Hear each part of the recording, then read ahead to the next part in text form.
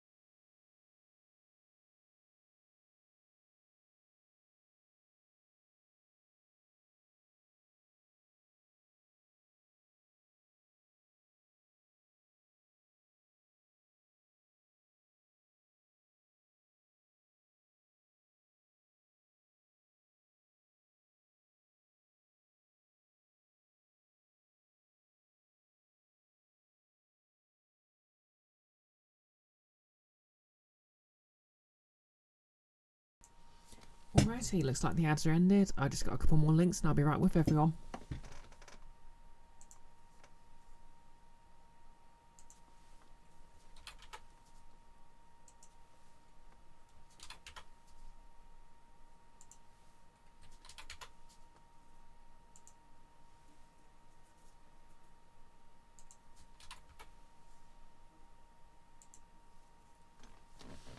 Alrighty. How's everyone doing? Hope you all had a good weekend. Quick cosplay update, I guess. So you can't really tell just by looking, but long story short, I've switched from using latex to attach my prosthetics to Prosfade, which is basically designed for that sort of thing. Like, latex works, but it sort of builds up. Like, I've actually done some fresh horns here, so those seams are nice and clean. But yeah, it made it basically it works kind of like contact cement, so you can apply it to your skin and to the actual oh god, I just spotted my makeup there. So you can apply it to your skin and the actual appliance. Give it a moment to dry and then stick it on, and yeah, it's just a lot easier. Anyways, without further ado, we are going to go on to the game. I've done all the legwork I need to get to ending C and D, so we're going to find out how this game actually ends. I don't know if you can hear it, but there's a very irritating fly buzzing around my room. Oh, thanks to Lurk Emphis. Hope you had a good weekend.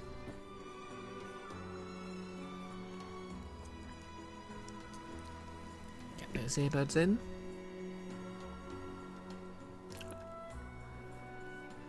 Yeah, one thing I always found really cool about Shadowrun was that, because it's obviously a cyberpunk setting with fancy races in it.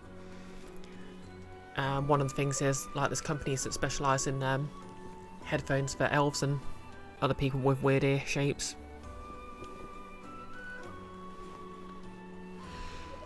Oh yeah, just going to give Emphis a quick shout out.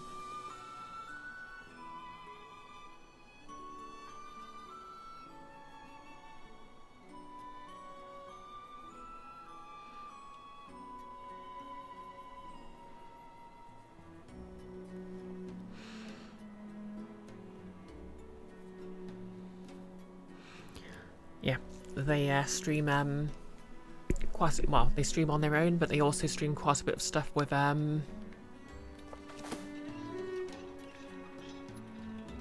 Catbat. You know, like Supergiant, and style horror games.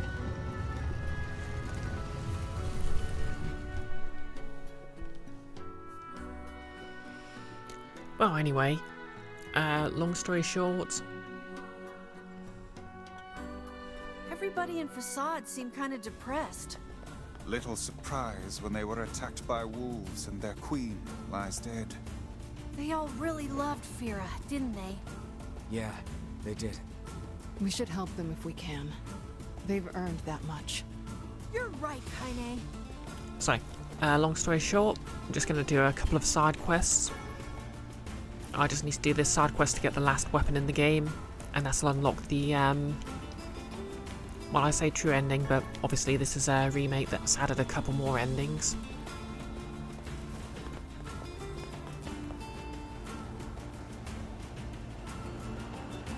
Well, not a couple more, literally one more ending.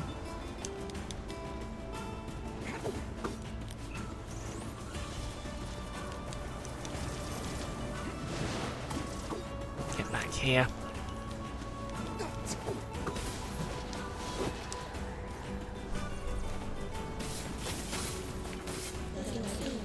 Which hopefully I will be able to get onto.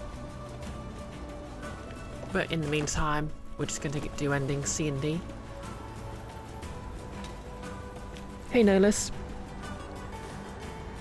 If they'd let me, the true ending would have erased your hard drive too. and it would have printed even more money. Yeah, it's true. Emil doesn't realise he's in a Nier game. I mean, to be fair, I think the Nier series is more of a artistic franchise than a money printing one. Like, obviously it's sold decently well, but I don't think it's sort of like a license to print money like, say, the Metal Gear series was.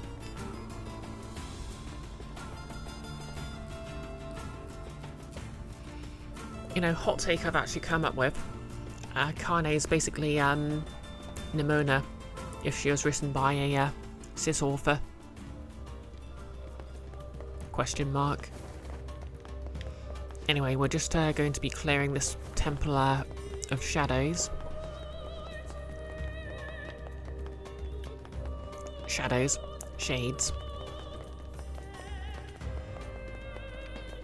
Gotta remember what the this setting calls them.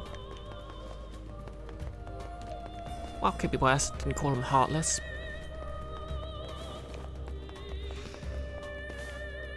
Yeah, I think it's a worthy distinction, at least no less.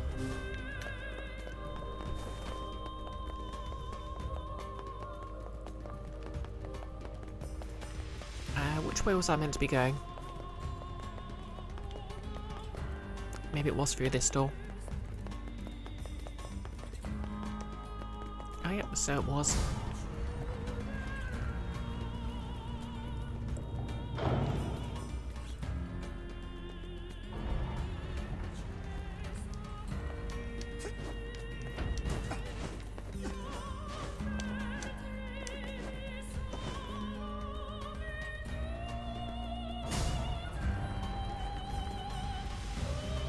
Okay, we got any enemies near here?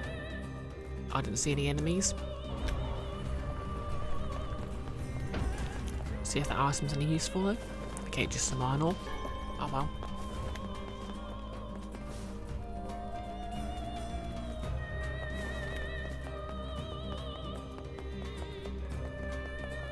Not entirely sure where we're meant to be going, but we'll just wander through the temple until I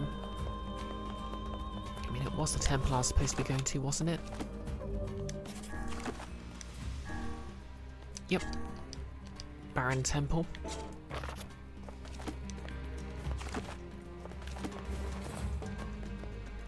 Not to be confused with the Baron Temple. That's where everyone worships ooh, pyrite. Oil salesman.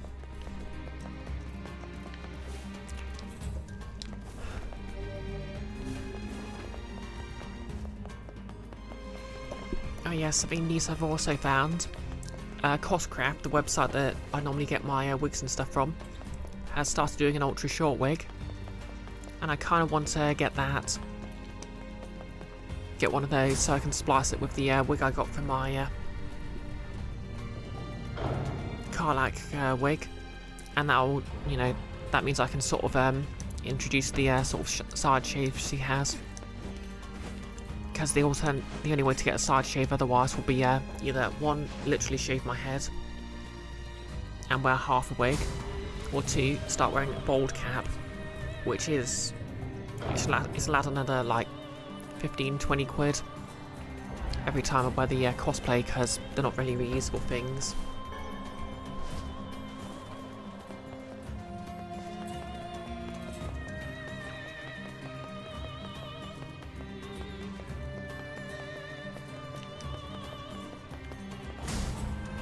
Hello, shades on the sunshine. So yeah, just splicing in a very short cropped wig will sort of, you know, be a way around that. Because I was sort of thinking I might have to just trim it down and hope for the best, but it'll just look miles better.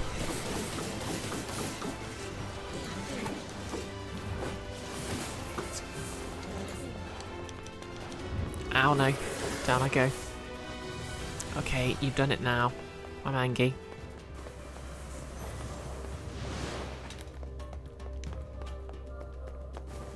And And when I'm done running all the way down here, I'll get you.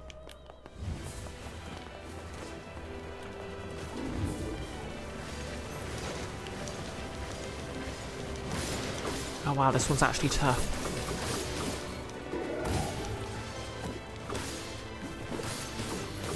Press the wrong button. Okay, smashed its armour. It's not so tough anymore.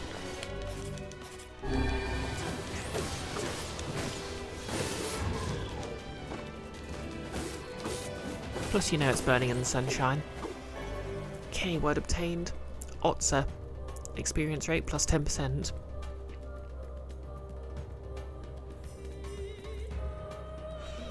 Yeah, no, I suppose in theory you could reuse them, but they're not as easy to reuse as, say, the ears and horns I've been making.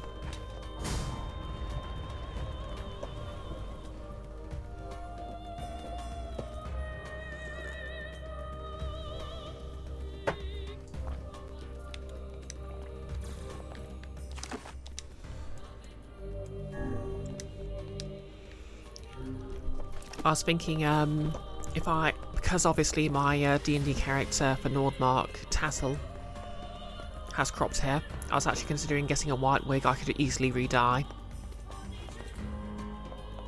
Or maybe just a black wig that I could that would Better take our time. work for anything. No wonder the masked people couldn't take this guy out. Save such chatter for a later time. We must stay calm and New approach word. this slowly. Magic defense plus 20%. Calm my ass. Okay, that should take some of the heat off.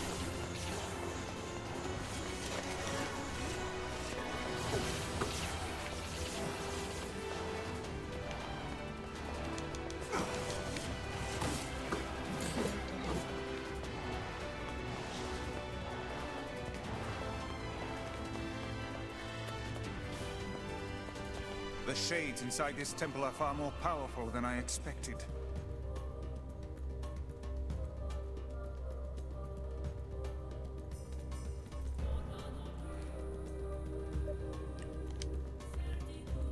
Either way, we're done here. Let's report back to the king. Oh good, it's teleporting us out.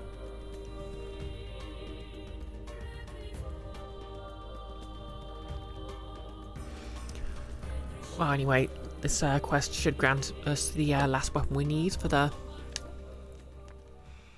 Thank you for dispatching the shades. Here's a small reward for your work. Two-handed sword, labyrinth song, trophy urn, weapons collector. And let's just get that confirmation. 100%.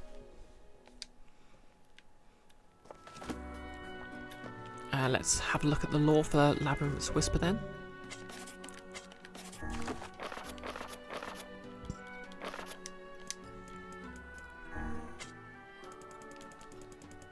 Oh, song rather. It was a beast that lived in a cavern's deepest, most untouched depths. It had massive horns, a body like steel, breath of scorching fire. The peace-loving villagers hated this monstrous beast, with the head of a bull and the body of a human. They feared it, and soon the beast became to be known as the Minotaur of the Labyrinth. Interesting, because each of these three weapons has a different, slightly different story. One is about a girl with horns who was accepted by her village and gave her life to defend it. The other was about a woman who was cow-like and a little slow and mocked. And this is about a monster that the villagers are scared of. Nolus, you swear of all the different character species in Breath of the Wild, the Gerudo were the first in line, but everyone else was behind the door.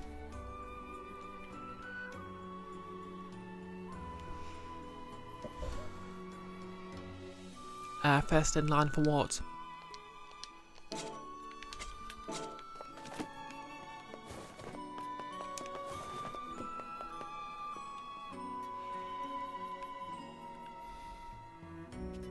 Oh yeah, I think I had some other quests, so let's just have a look. Oh yeah, they wanted a bunch of ore, clay and logs. But you know, I don't really have a use for those, so... Because I suspect they'd only give me money.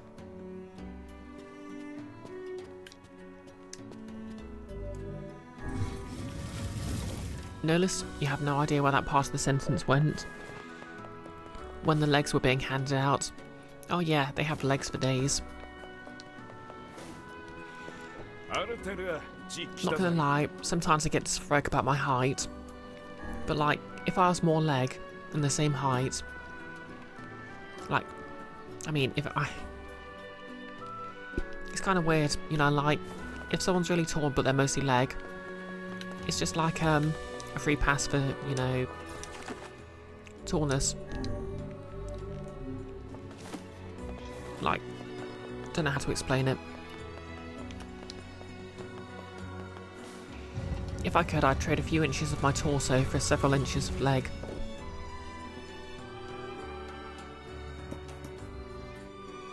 I mean, I'm basically of average height because I'm like 5'9".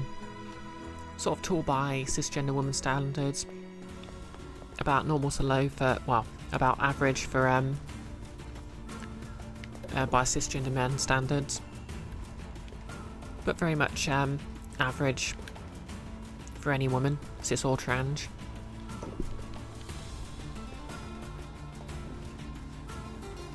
Which of course means I get to wear heels and tower over everyone if I want to, except really tall people, which to be fair I think is sort of like, you know, the best kind of height.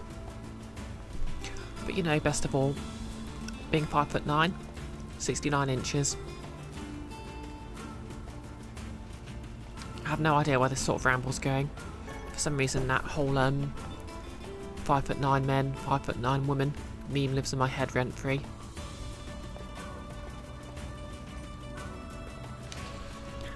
Notice the Ruto and Zoro are just as tall as the Gerudo or taller, but their legs are shorter than their abs.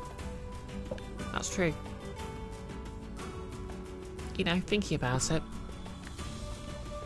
I think the character designers for Breath of the Wild just had a thing for really tall characters. I mean, it's interesting because normally the, you know, the Hylians are sort of like the elf equivalent. And normally those would be the really tall guys. But like, they are just like the shortest. They're basically human height hobbits.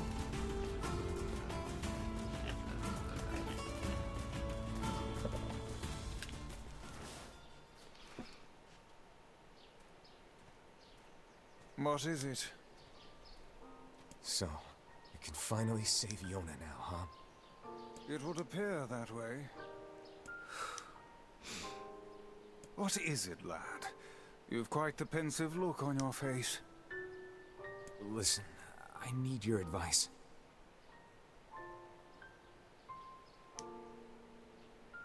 It's about Kaine and Emil. This upcoming fight with the Shadow Oh wait, I is remember gonna the be scene. rough. It's just a bit of extra context added to the sort of original ending that confirms that, yeah, Kaine is probably going to travel with Nier. And while I'd do anything for Yona, I'm not sure it's fair to drag the two of them into this. It's true, Nihilus. Like, Hylians are closer to humans than elves, but like, I think there's sort of a distinction between sort of like, not all. I think like there's supposed to be sort of a separate Hylian. Basically, I think Hyruleans and Hylians are distinct from each other, because I know some have pointy ears and some don't, and like the pointy ears sort of correspond to magic. Are you truly worried about such a thing now, after all our merry little band has been through? Hey, the fuck's this hot garbage you've been spewing? Well, you have a name, Kaine. Someone's been eavesdropping, eh? Kaine, Emil, Wanted to leave us behind? Why, so we'd be Hey, safe? Nick. Fuck that. How's it going? Can we get a shout out for Nick, please? I was literally watching Nick earlier, streaming some more Yakuza, which is an absolutely wild game. I mean, it's basically anime Grand Theft Auto. Well, actually no, because I think it makes its side quests infinitely more interesting than Grand Theft Auto ever did. Kaine's right.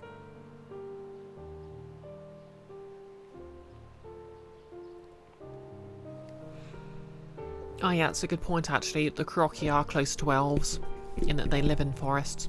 But like, obviously they're close. I suppose it's interesting, because Tolkien sort of revived the ancient style of elves who were sort of human-sized or taller, and just kind of mysterious fey creatures. And, you know, the Kuraki are sort of closer to, sort of more Victorian fairy tale elves, who are, you know, and fairies, just a lot smaller and maybe a bit more benevolent, as long as you leave them alone.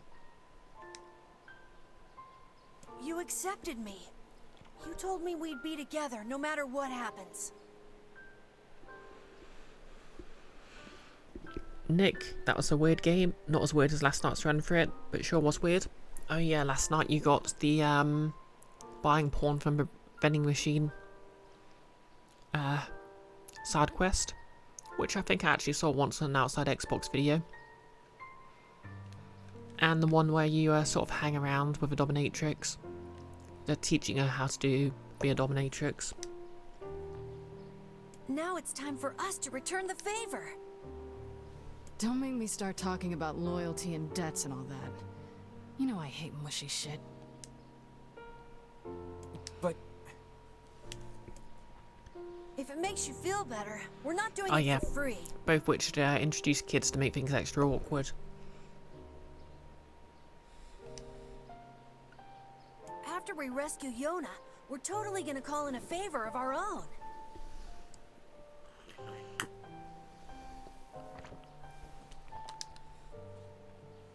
We're going on a journey to cure Kaine's possession and restore my body. It's gonna be tons of fun. Just think of all the delicious local foods we can try along the way. I love how happily Emil's bobbing there. Just like... Pretty sure I sometimes do exactly the same thing when I'm happy. I'm gonna eat way more than my fair share, so you better get ready to pony up.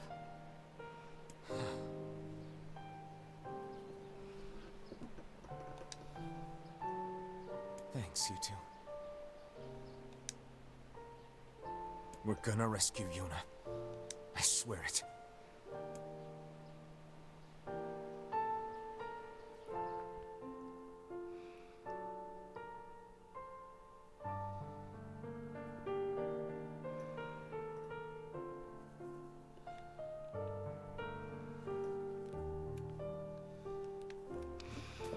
Okay, so I can basically...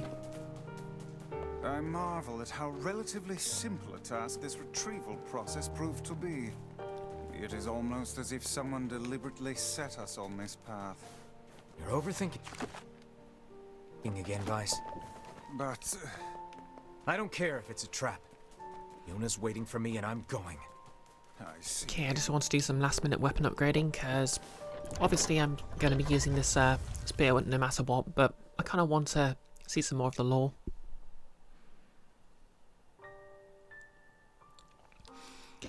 And I know basically I'll have my saver raised, so it's not like I'll be able to go after it sort of on my own time. Oh yeah, just to let everyone know in advance, obviously I already know this game will basically do the whole erase your save game data thing.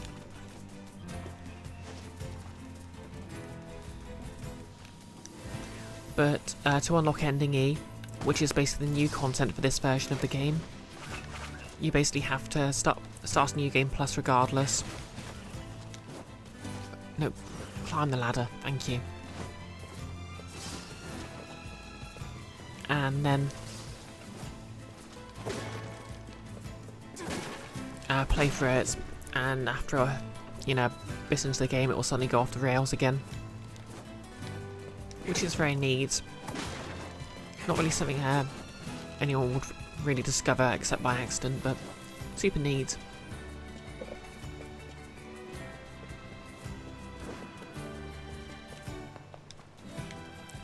all I really know about NDE is you do actually get to play as Carney for a bit, so I definitely want to stream that at some point. Well, probably Monday, because I'm not entirely sure what my sort of month's going to be like. I'm basically shopping around for a new place because of life events. A new place to live, that is. And the landlord doesn't particularly want me to linger.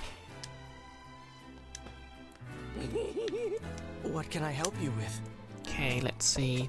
Oh, I can upgrade the Nirvana dagger to level 4.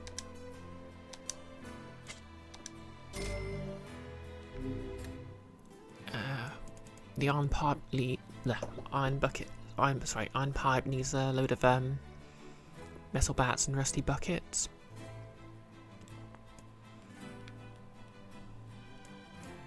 Ooh, transients can be upgraded to level 2. Well, let's just double check to see if can use that bracelet for anything else first. Nope.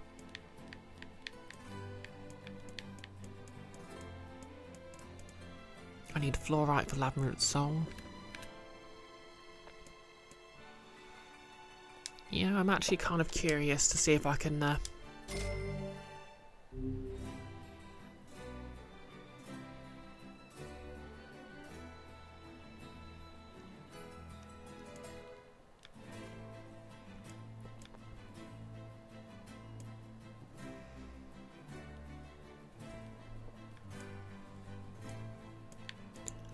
get some of these, but I mean, if I had tons and tons of fluorite, I could upgrade all the labyrinth weapons.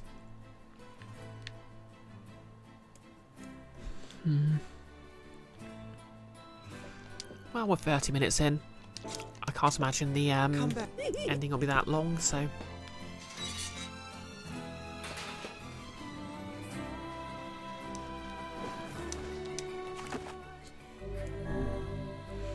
Icky! Thank you for the subscription. 38 months of subs. That divides by 6 neatly, I think. And yes, it Bree. It me. How's your weekend? Can we get a shout for Icky if you're still in chat, Nillis? Oh, thank you. How's Return of the Obra Dinn? I think I caught you streaming it the other day.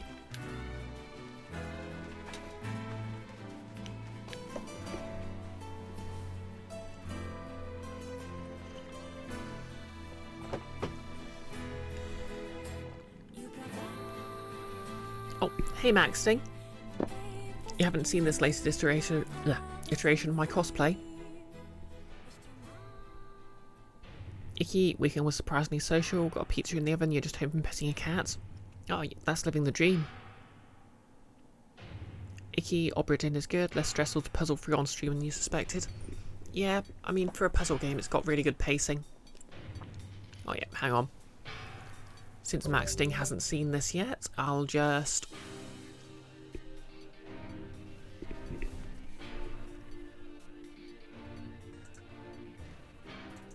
share it off a bit, because I'm actually super happy with how this is.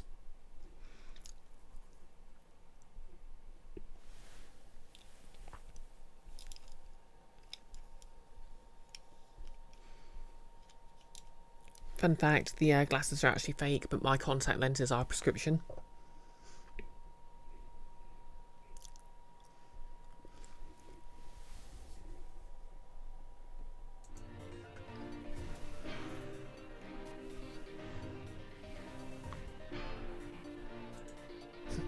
Answered your question as you were typing it there.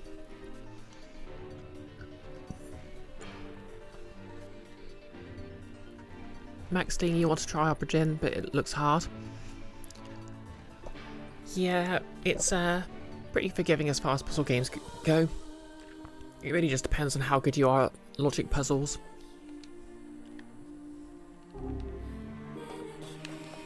Oh yeah, fun fact actually. I did a sort of a, well, like a 9-second video as a short on YouTube. Literally my first ever YouTube short. which I upload to the same channel I upload these streams to. And it got something ridiculous like 2,500 views. I'm going to assume I got slightly lucky, but I am super chuffed about it.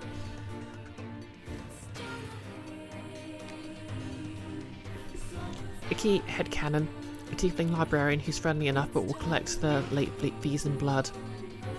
I mean... Nick, you should join your Mobius Command game as a British adventure archaeologist Diana Jones with those glasses. I mean... Does Mobius Command support tieflings? Asking for a friend.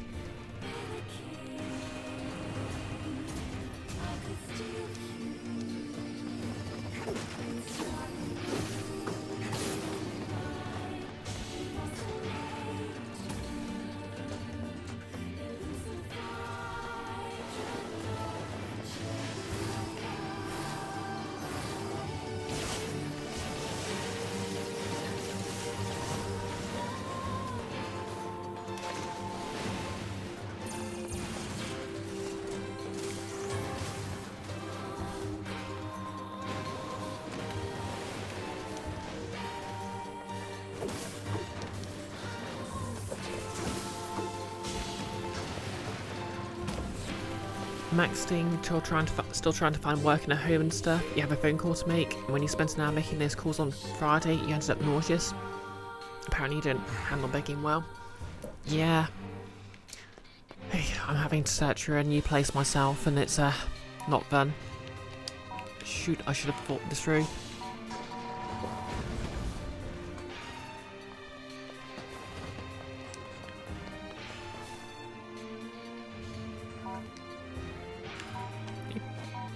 I'm very bad at throwing these bombs. Okay, not quite.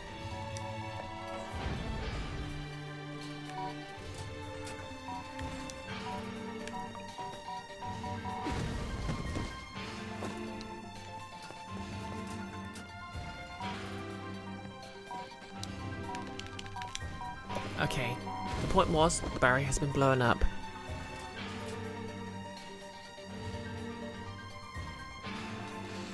Icky, you see I'm taking the same approach to bombs as famed Twitch streamer Ikifu. Oh, Ikifu. Sounds like a nice guy.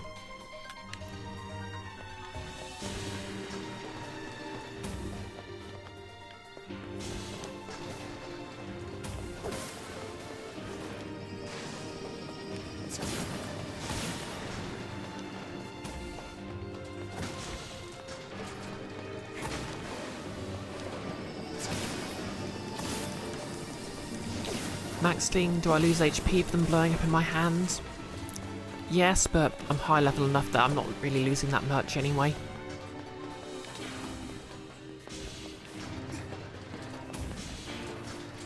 I mean, cheating a bit, but you know.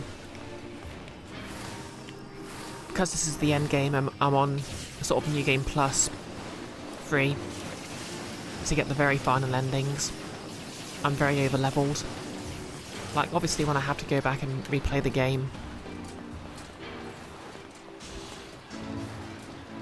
it'll probably go back to being a bit harder, but it's not exactly a Dark Souls game. It's just like a fun action game. So it's not, you know... Basically, I've been able to beat every boss, mostly first try. And yes, I have more HP than the doors.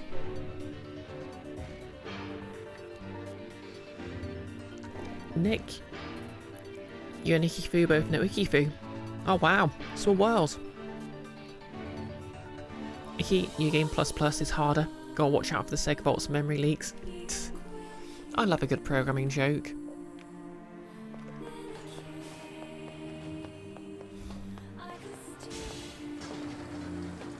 Not that I remember how to program anymore.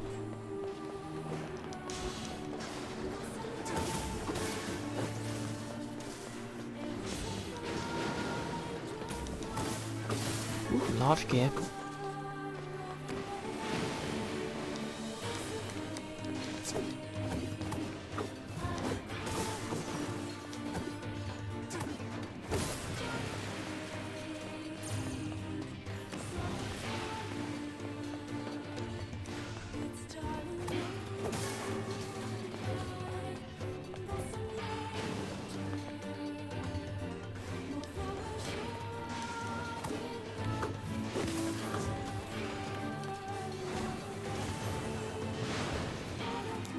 Okay, we done yet?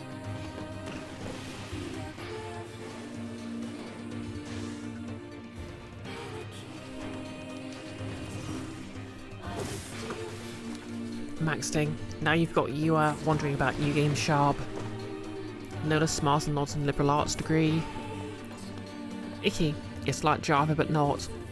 Speaking of Java, Maxting, you should have some coffee. Good idea. I mean, to be fair, maybe I should have done a liberal arts degree instead of going to university studying a subject I just wasn't enjoying and dropping out, but, you know. To be fair, going back to secondary school, I really wanted to sort of take all the design and technology options like food, textiles, resistant materials, or shop class as the Americans would call it. But my parents just said I could just learn that at home and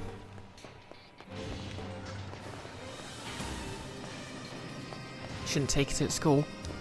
Thing is, it's not exactly something you can... Whoops. Like, it's an actual subject you need to learn. And, you know, it's stuff I enjoyed, but I didn't necessarily have time for it with schoolwork, so I just didn't get all the skills I wanted.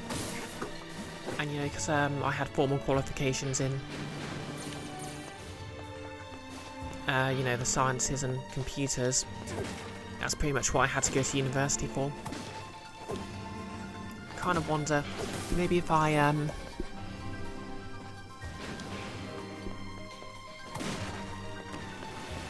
sort of went down that career path, I'd have had a much more fulfilling career.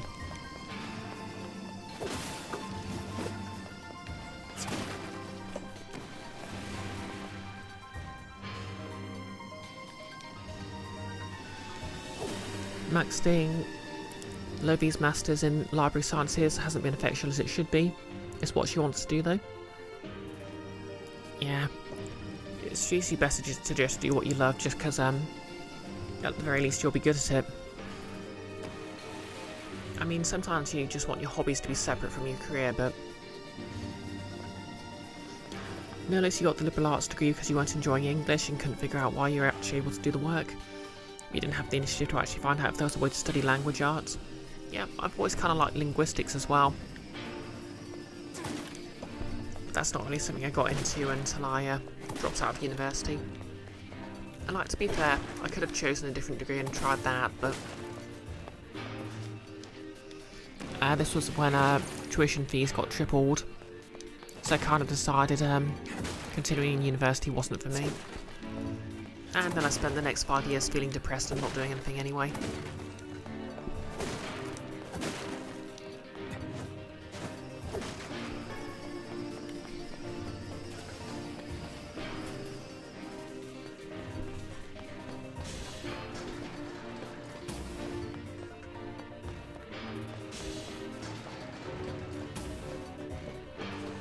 Hello?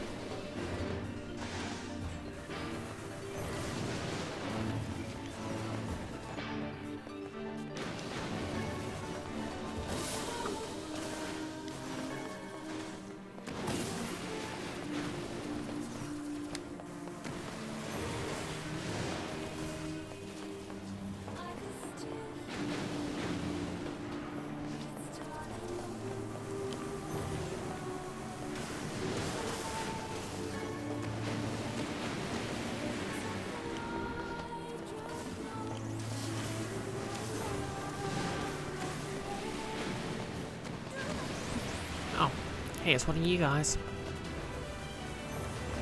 Bye.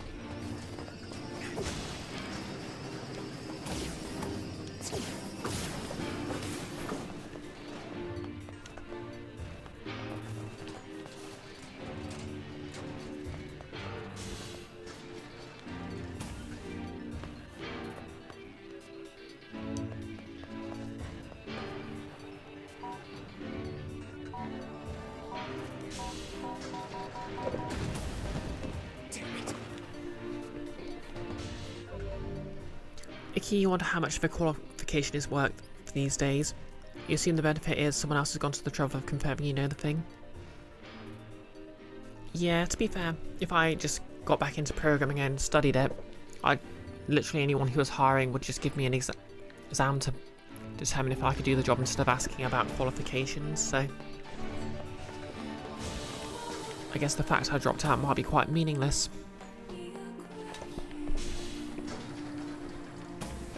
Still, I didn't enjoy it enough that I ended up dropping out of university after doing a lot of work to get in there, so, you know.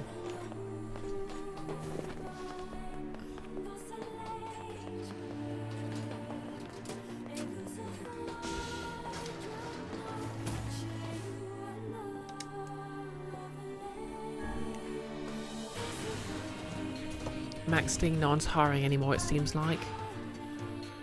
That's more like anyone who's hiring is taking the year in and then complaining they can't hire anyone.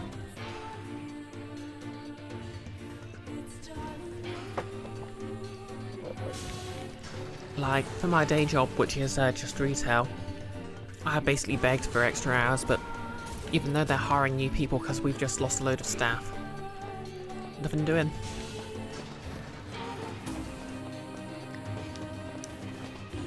I mean, I've applied for universal credit, so hopefully that'll make things a little easier, but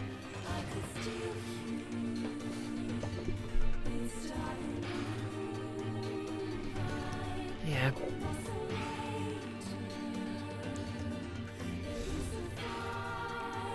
I'm a little worried they might actually demand that I look for more work and end up,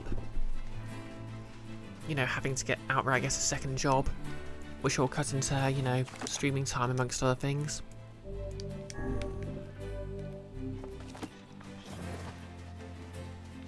I mean, I'm not averse to working more hours to actually make ends meet, but What can I it's help just you with? seems very inefficient to end up having to take 2 jobs instead of just having one job that lasts a bit longer, you know? Ooh, I can upgrade Fool's Embrace. Oh yeah, that's one of the weapons from the diary, which is basically one of the weapons from the original Drakengard.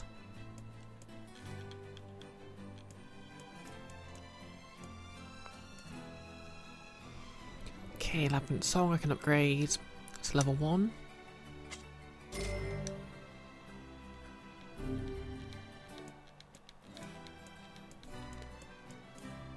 Lavent Shout needs another 2 to upgrade fully. You know, Come back. yeah, let's get the entire lore get all the lore for those. Curiosity drives me. What does it all mean?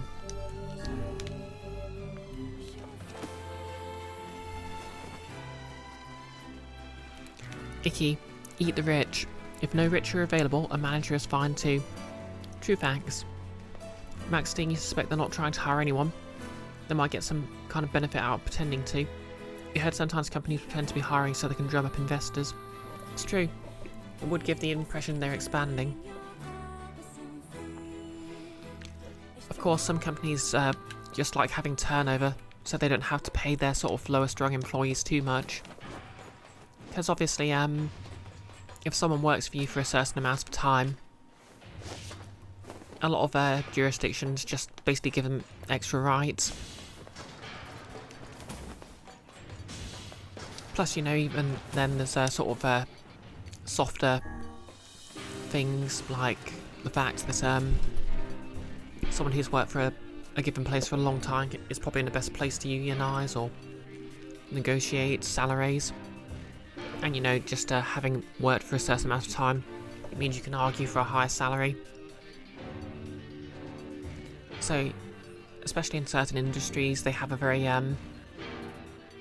good motive to ensure turnover remains at least somewhat high. Completely ignorant of how much it will cost them in experience, of course, but then they don't care about experience. They just want they just want to squeeze up a bit of extra money for investors. Because as we've all realised by now, we're stuck. Companies are only interested in unsustainable growth.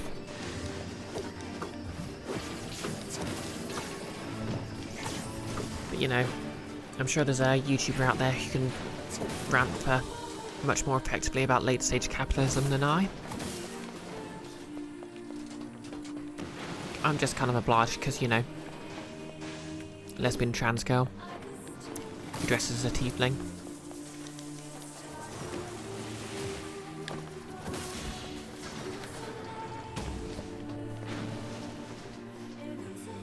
Icky. C. The release of almost every video game where the Q&A department magically disappears.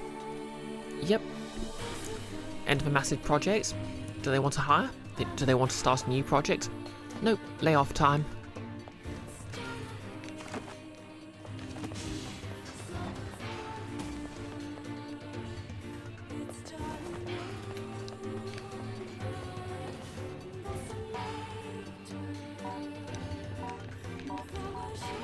Actually, thinking about it, I think I might have backflipped in just the right moment to avoid damage there.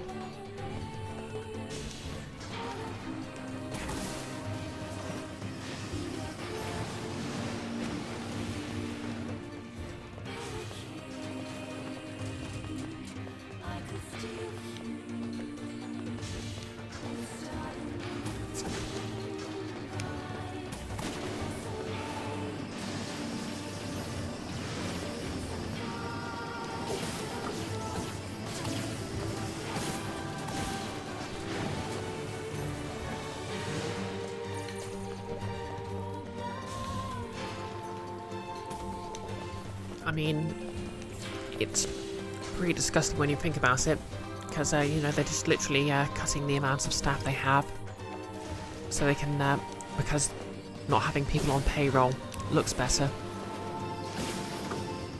Oh, nope, sorry, I said I was going to stop rambling.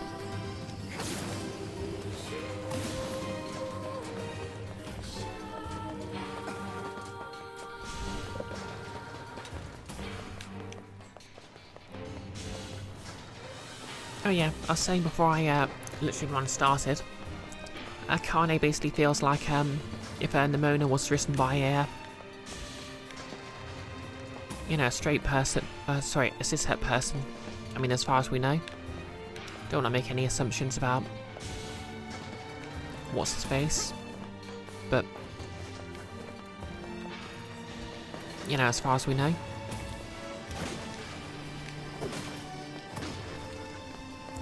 Because she is basically, at her core, well, Nimona's only sort of, transcoded, while Kane's sort of, well, intersex rather than trans, but basically the same sort of principle. Wish I knew what these blocks were here for.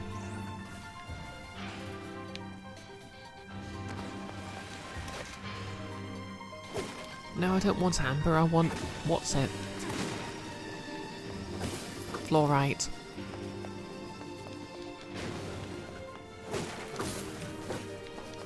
Literally just the same sort of discriminate against, very angry, but caring in their own way. Have the power of, have some sort of demonic power. Fluorite, yes.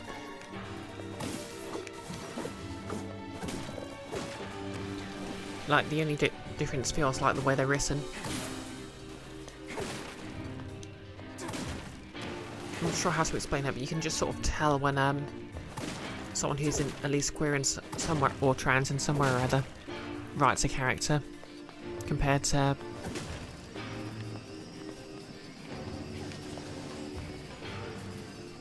say, well... I was watching a YouTube video the other day that actually reminded me there was a very sort of mediocre sitcom on the BBC a few years ago where the premise was literally a guy starts dating a woman and she's trans, and it was just the most boring thing imaginable.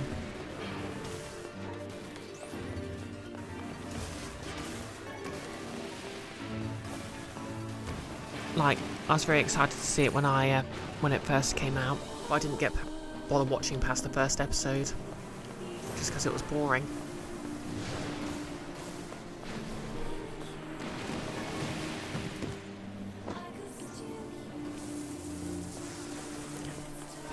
Nolus is starting over the only English lyric in this song. I think there's something about seeing you, or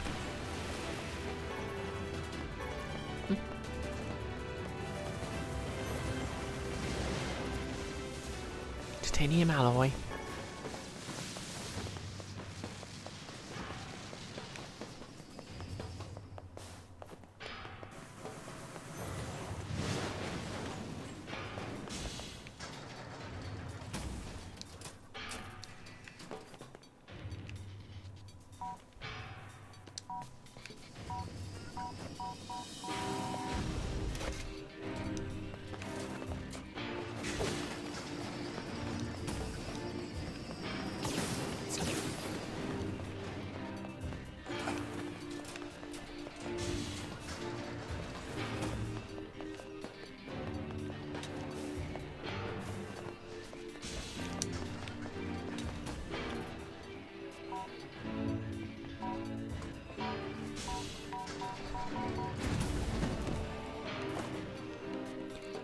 Okay, I think that was one piece of fluorite. I wonder if I can just go down the upper floor and down the floor to reset it, or if I need to actually leave the complex. Well, only one way to find out.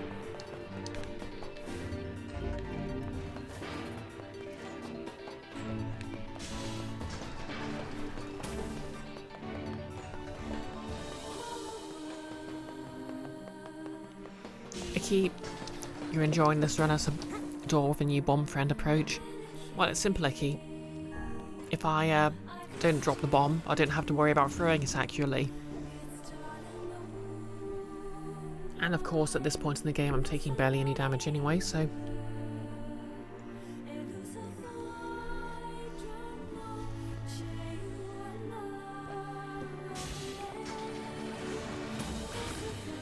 Okay, let's see if that resets.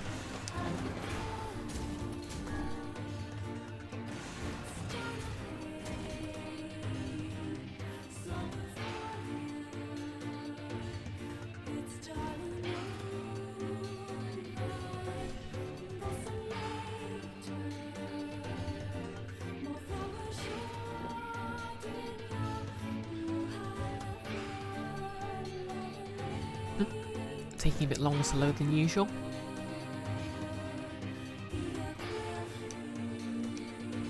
There we go.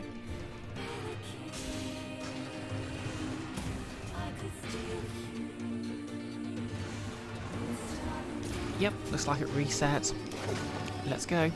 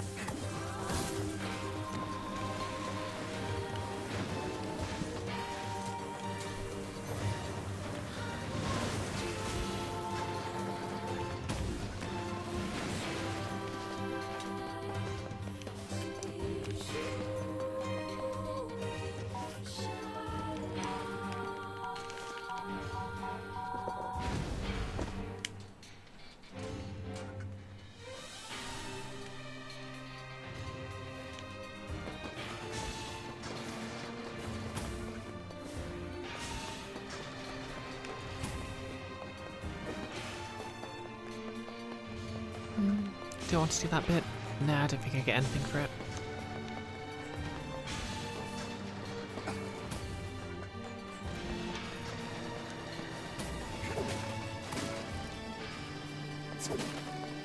It's this room where that has all the stuff I want.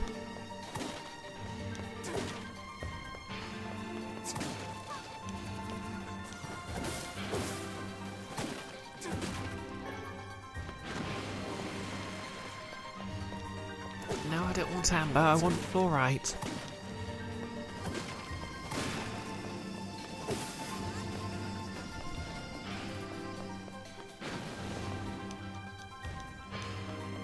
No, no, no, no, no. Ouch.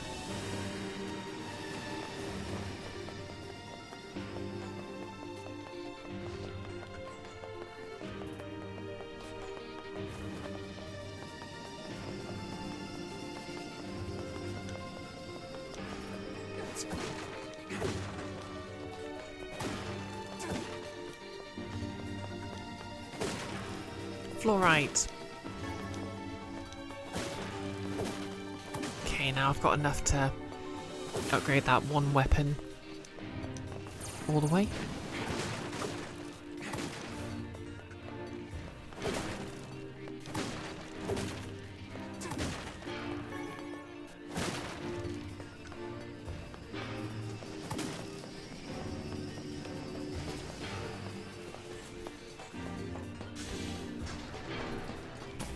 Oh, advertising break.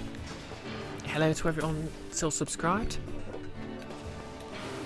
And anyone who is smart, cough.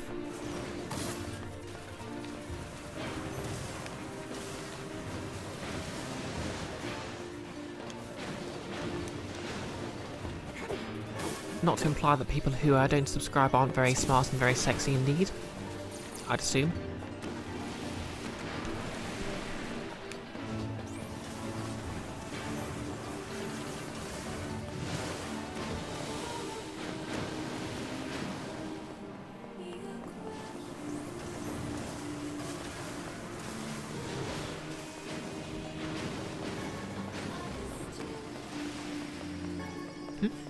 No giant robot.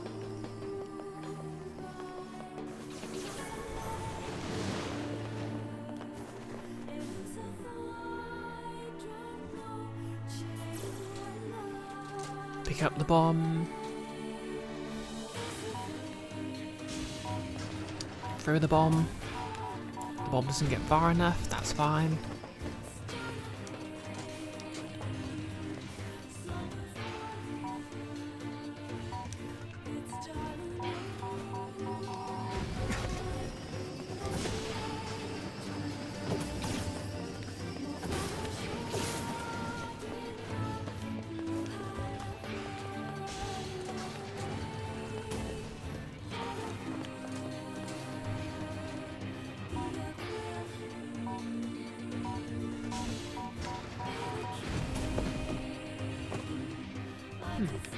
Is the ad break over yet?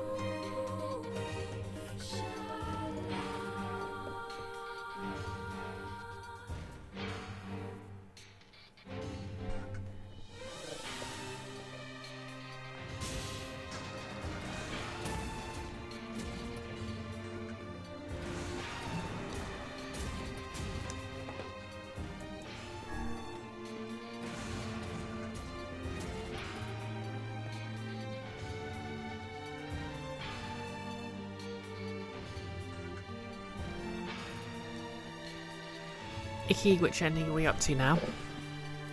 Okay, so I'm going to be doing ending C and D when I finish this grinding. And those are basically the final endings of the original game. The remake has added one more ending, which I'll probably get to on Monday. Because Wednesday, I'll be on Nick's channel instead, doing some D&D, because, to be honest, I've been getting a bit stressed lately. So I could use sort of a break with some... And I'd kind of like to get that adventure finished before the end of the month. Just so I don't have to worry about it before I have to do other things.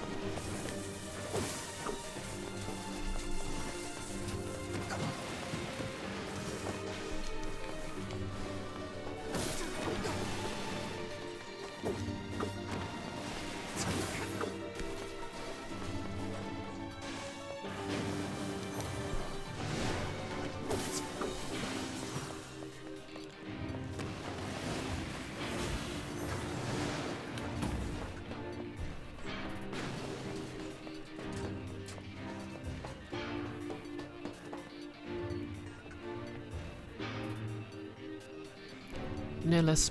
Next up is wink emoji.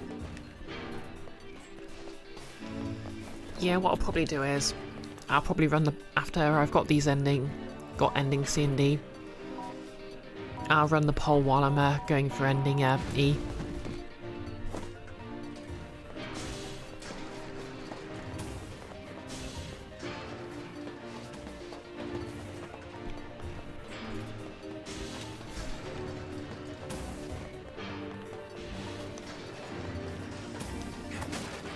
Fluorite.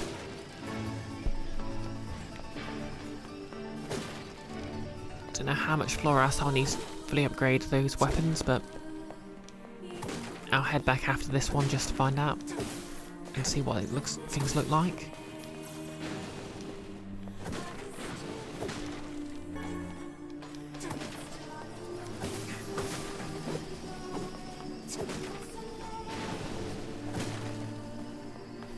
Okay, I think the RNG likes me this time.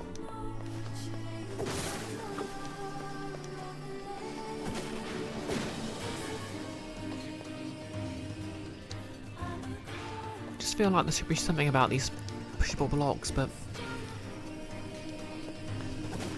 I guess not.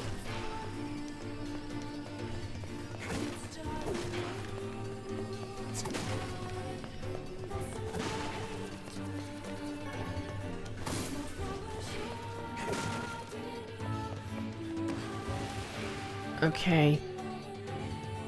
Nilus is redeemed. Any objections, Lady Mode? It's kind of hard to think. Well, to be fair, I do have abilities, so permission to use the spear, please.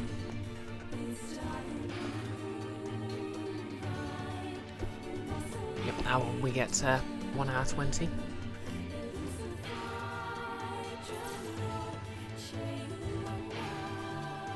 Pretty please. Can I use the spear so I can smash these crates and continue? Yeah, I guess the basic attack is the same as a regular beam.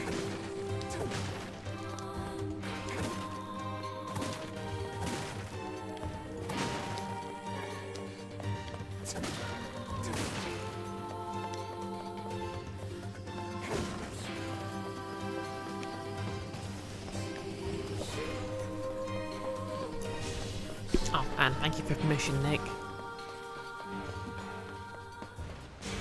Okay. Guess I'm just going to be fighting these robots with just the spear.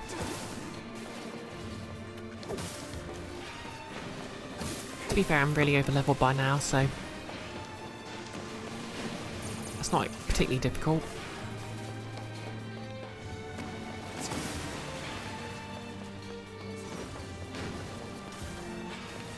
Okay, flying robots. Permission to use beam attacks, please.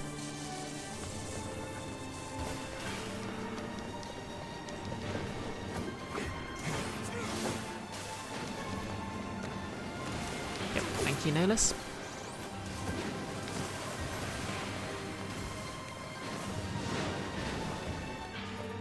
To be fair,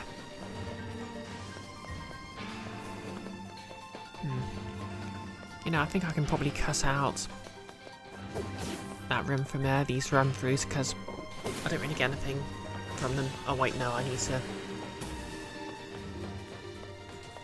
do that, open up this again.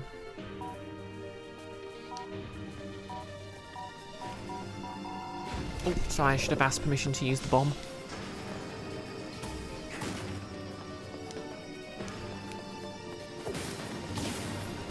You know what, I think I'll refund it because it's kind of boring, just as it is now.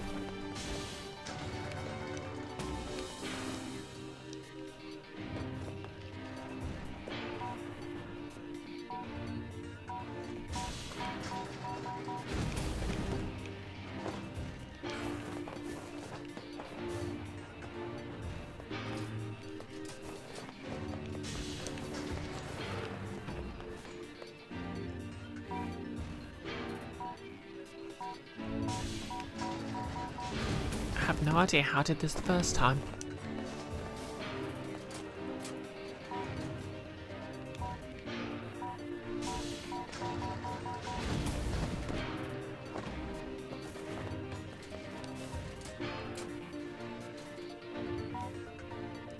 Okay, now it's staying open. For no reason.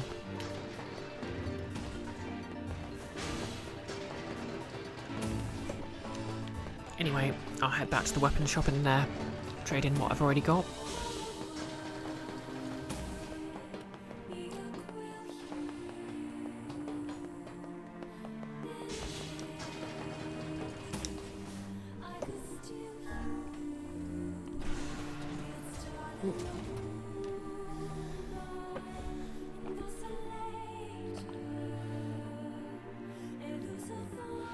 Notice you hit reject on the redeem.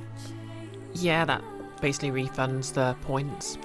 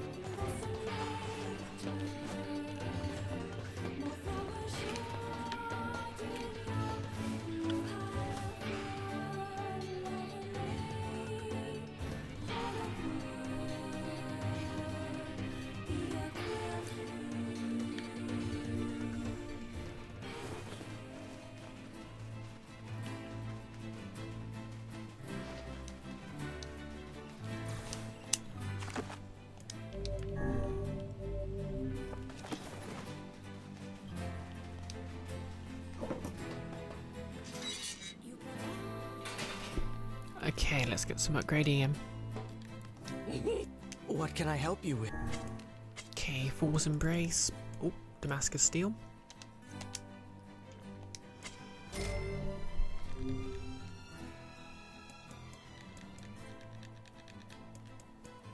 Okay, Labyrinth Song. Oh, let's first go for Labyrinth Shout.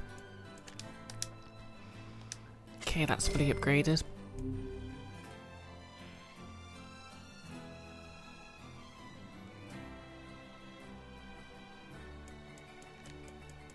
Labyrinth Song is level 3.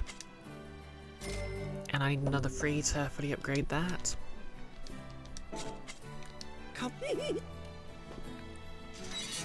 Okay, so I think I'll grind out just the last 3 fluorides, then I'll carry on with the endings. Sorry about the padding.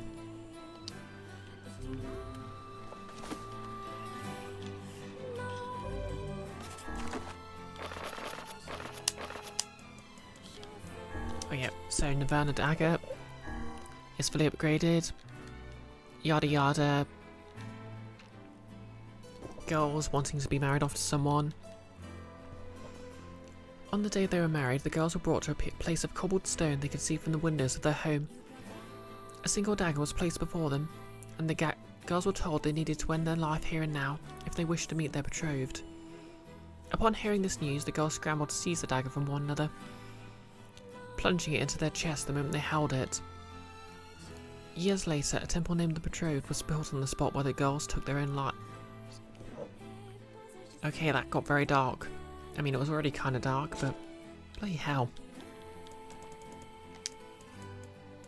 Okay, Fool's Embrace. I was saved from the despair that shackled me. I was freed from the fate that cursed me. I was pacified from the indignation that plagued me. I was changed by the day I met you. My flames will scorch the earth below, my fangs will know the taste of blood, my claws will rend my enemies asunder, my wings will soar the skies above. If your eyes are to be robbed of their light, if your skin is to be stained with blood, if your sword is too heavy a burden, if your lips can no longer produce speech. Interesting. Oh, I think that's a reference to the, like, Drakengard, so... Yeah, because, all the... Yeah, it's literally one of the weapons from it.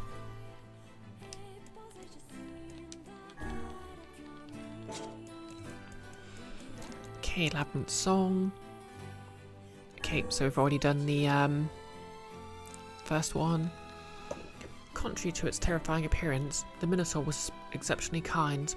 Not only did it refrain from harming other creatures, yet took great care not to trample the flowers beneath its oafish feet as it walked. Indeed, the reason it lived so deep inside a cavern was to help avoid frightening the villagers. One day, a lost girl wandered into the beast's cavern. Frightened by the sight of it, she cried so hard she eventually passed out, which left the beast in quite the quandary. I have no choice, the beast finally decided. I must take the poor thing back to the village, for her mother and father will be terribly worried. Interesting. Okay, Transient. They were frighteningly obedient people. Without ever being told, they'll greet the morning sun at the same time, in the same clothes, while toiling away in the same cramped rooms. Yet, there was not a single one among them who complained, for none knew what else they should be doing. Okay, Labyrinth Shout. Okay, very slow woman nicknamed the Cow. Easily fooled. Often losing money. Foolish. Then she disappeared and there was a drought. The shaman held a spear with a pair of horns that was oiled and sticky to the touch. So heavy was the spear that none could wield it effectively. Although, even if they managed to lift it, the weapon was incapable of piercing through anything at all. The shaman forced it on the people and left it with them, but none dared approach it, and to this day it quietly slumbers in a forgotten corner of the village. Okay.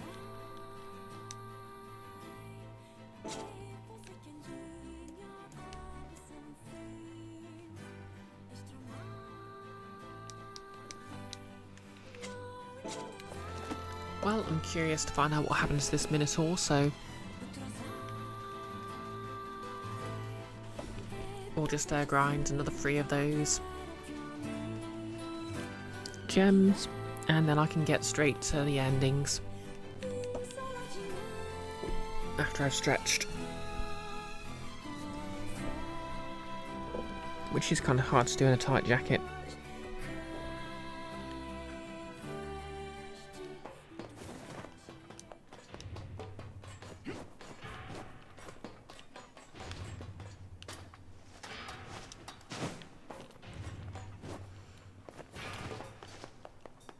Okay, so I'm just going for 3 of them.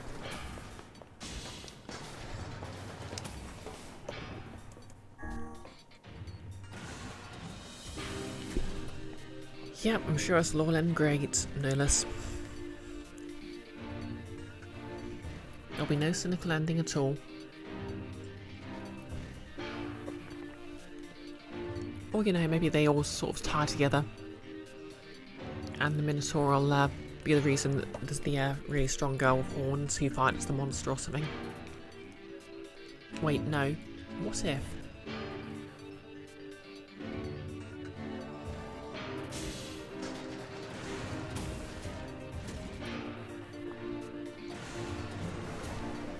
Well, we'll see how it goes first.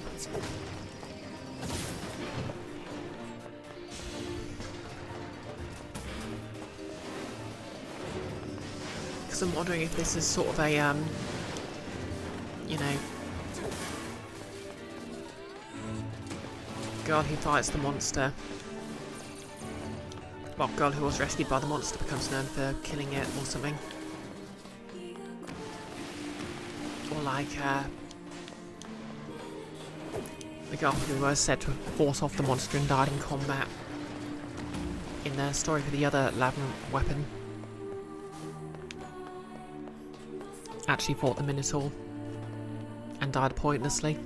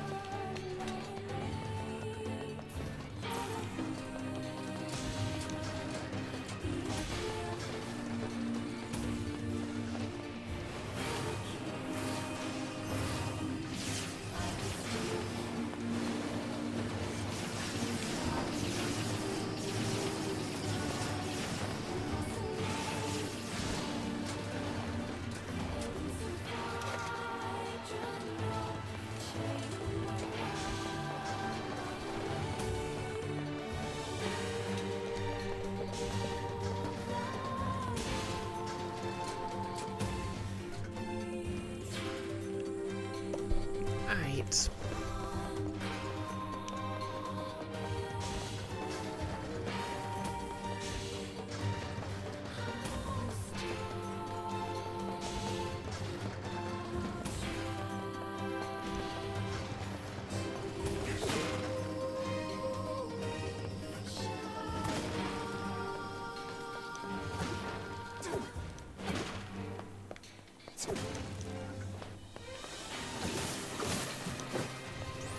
Okay, got titanium alloy. Not that I have any use for it at this point.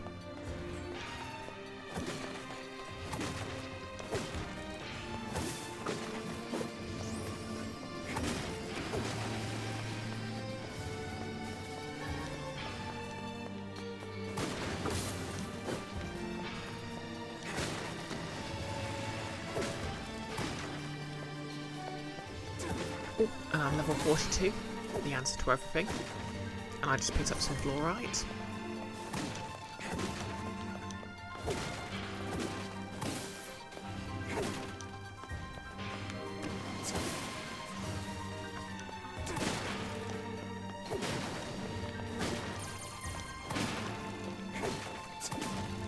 Okay, second piece of fluorite. Who knows, maybe I'll pick up a last one.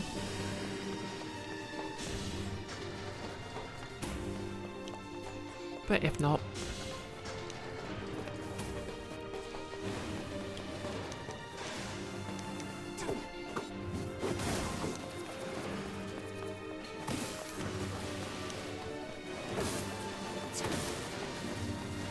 it'll just be one more run, and then I can get back to the story. Once again, apologies for the grinding, but I just have to hear the end of this story. I mean, yes, I could go and probably go online and look it up. It's probably been compiled in the fandom wiki somewhere.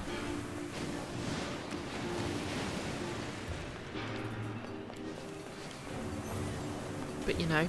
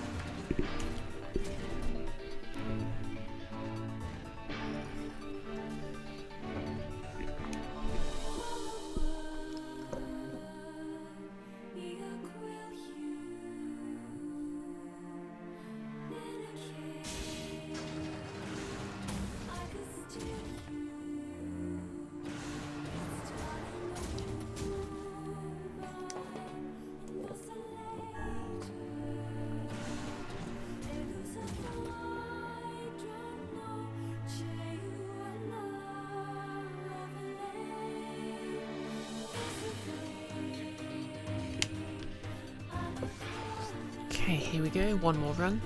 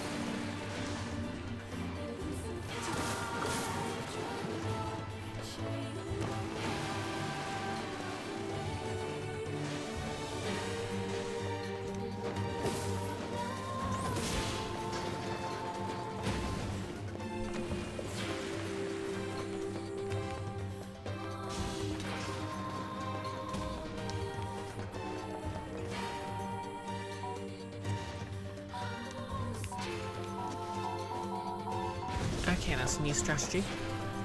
Rolling forward into the direction I throw the bomb, so it bounces backwards and I'm not causing the explosion.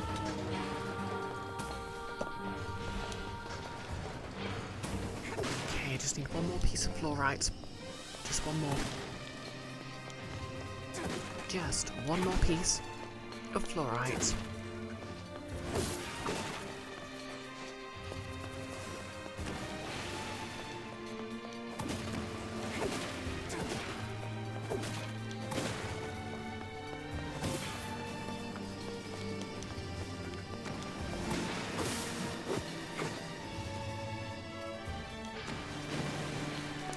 That was Amber. Also I died.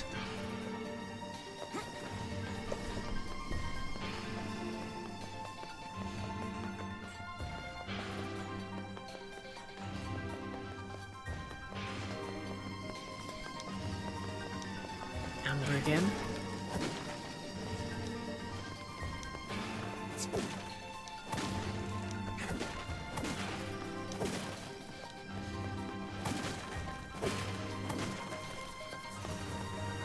Hi. We'll just pretend that didn't happen.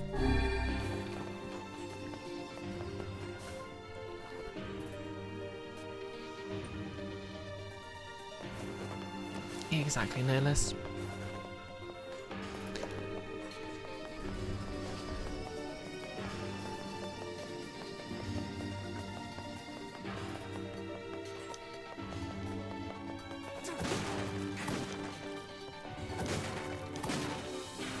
Fluorite and Amber. Okay, we're done here.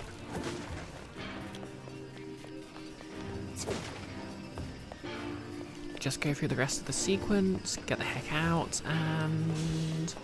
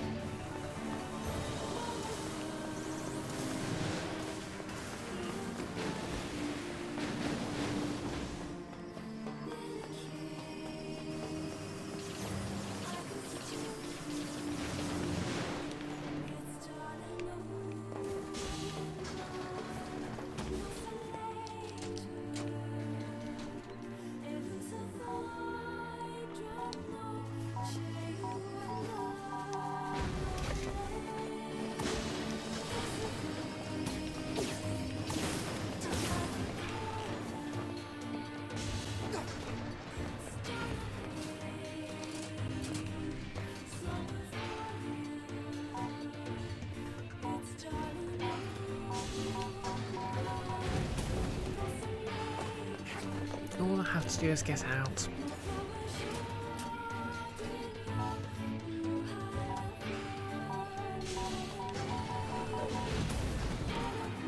I'm clever, I can solve this puzzle.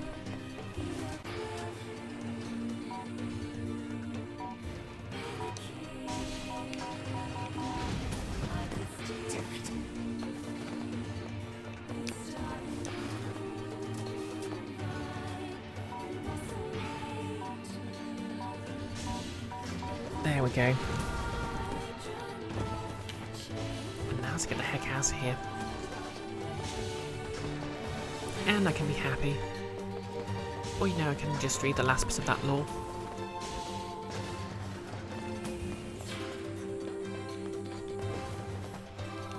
And then we can go for the endings.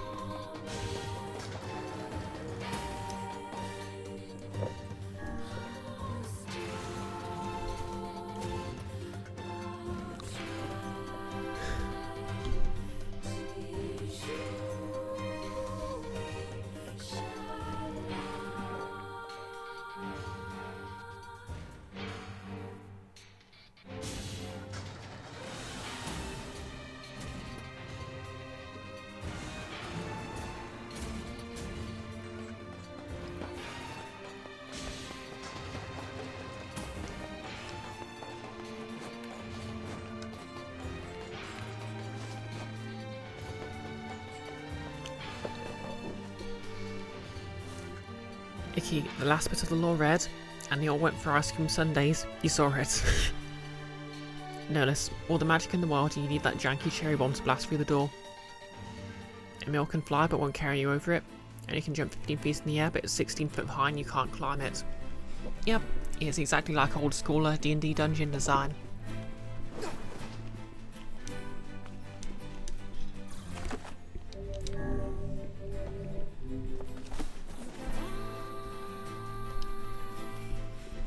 Oh, what's that? Oh, you have a 10-foot pole. Well, unfortunately this chest is 11 feet away, and you have to approach it. What can I help you with? Okay, Lavement Soul. Upgraded.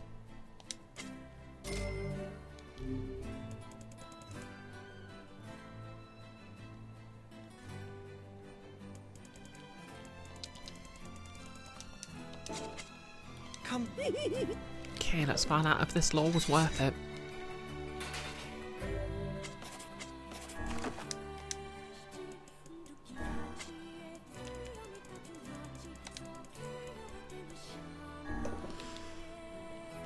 Two days after the girl vanished, her panicked parents found her, sleeping soundly in front of their home. On the ground a short distance was the dead body of the Minotaur. It had been impaled by several swords, and the blood scattered around it had held an almost otherworldly quality. Yet there was no indication the beast had attacked the girl. In fact, it looked as though it had been trying to place as much distance between itself and her as possible, so as not to dirty her of its blood, almost as if it didn't want her to be afraid. And then, having curled up and made itself as small as possible, the monster died.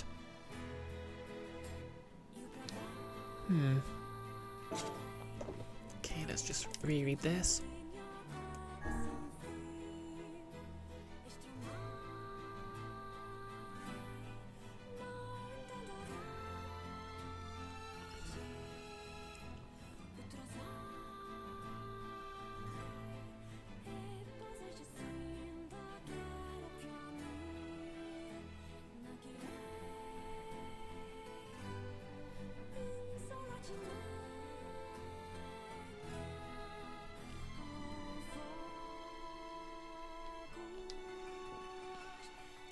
Okay, so that's just about a girl who fought off a monster and happened to have horns.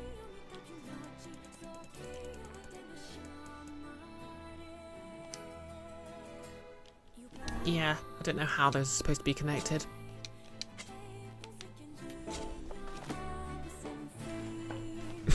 Icky, she's the Minotaur Whisperer.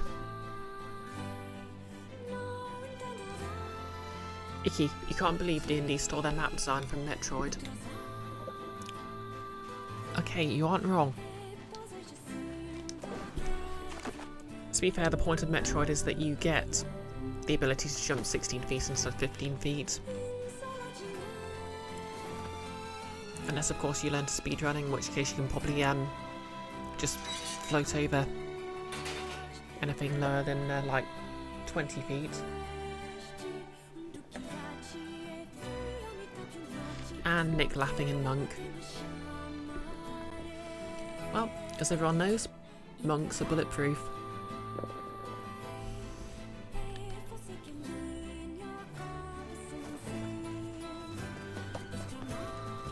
So yeah, I've seen like half the movie Bulletproof Monk, but my brother was downright obsessed with it for a while. He kept going on about a scene where a dummy was booby-trapped as a diversion, and it was basically set up to flip off the villains before it exploded.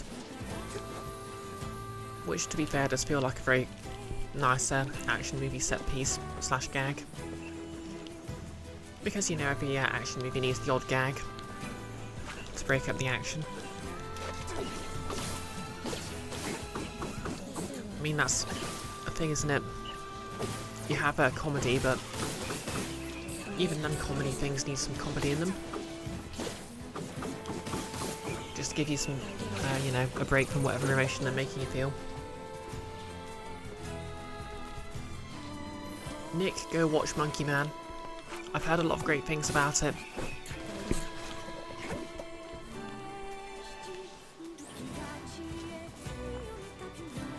Dented metal bat. Me when I'm older.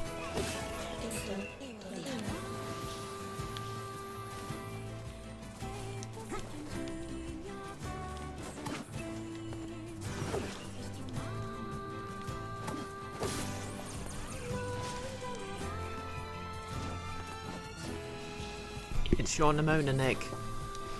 Okay.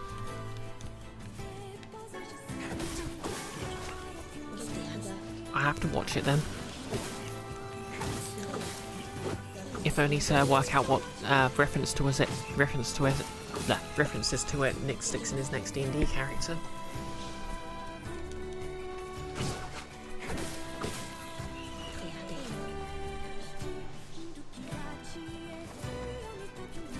I mean, to be fair, I haven't actually created a Nimona-inspired D&D character yet. I'm sure it's only a matter of time.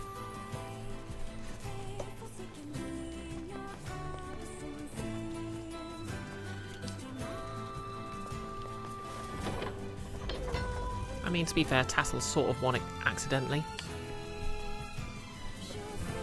Of course, I actually ended up doing the whole side shave, big horn, little horn thing before Karlach made it cool as well with that, so infer what you will.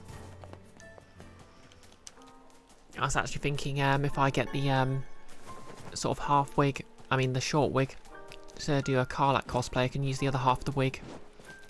Well, splice it into a green wig, because I've already got one somewhere from doing a She-Hulk cosplay a while ago. And use that to make a Tassel cosplay as well. Which would work pretty well, because doing Tassel's horns would be good practice for doing Karlach's horns.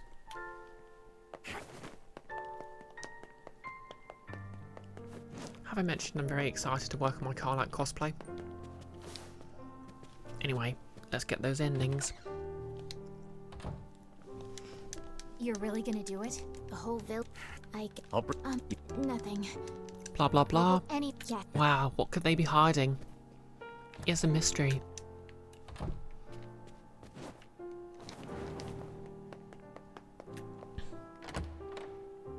Exactly, Icky. Horns all the way down. Like, my next step from these horns is basically to make foam horns, but use the same sort of technique to create a, you know, just an area that looks like it's where the skin, they first burst through the skin.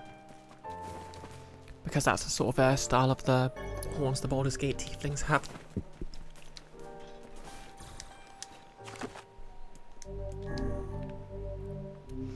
Obviously with these ones I was going for the more sort of cartoony horns, the same colour of your skin look.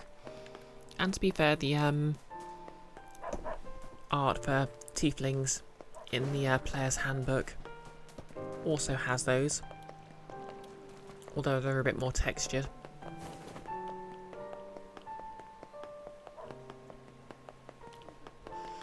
I mean, I think in general I just kind of like having horns, you know? Suits my face.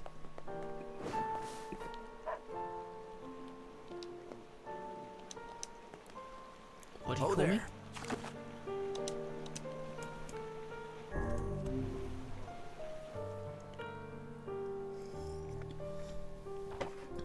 Yeah, they're like, you know, it's kind of like having bangs, but better.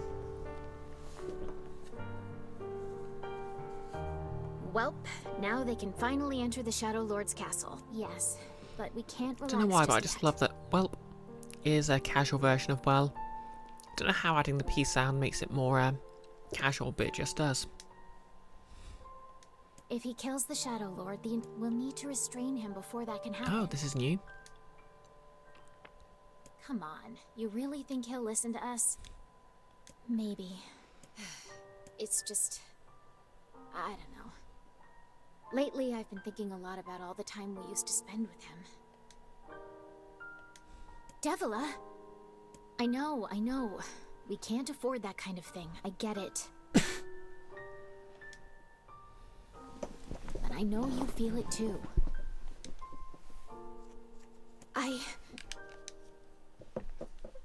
Even if I did, we have no choice.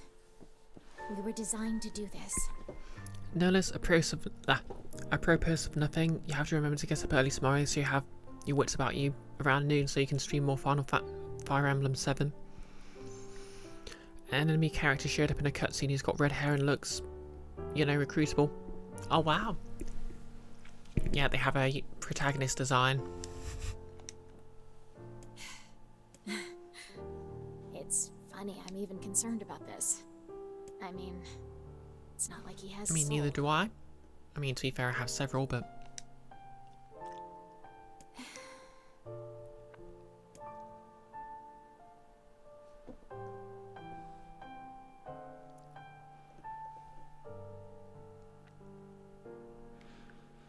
Oh yeah, give yourself a shout out, Nerlus.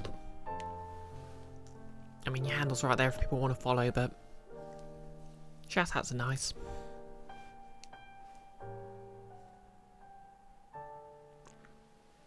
Thank you, Iki. Are we ready?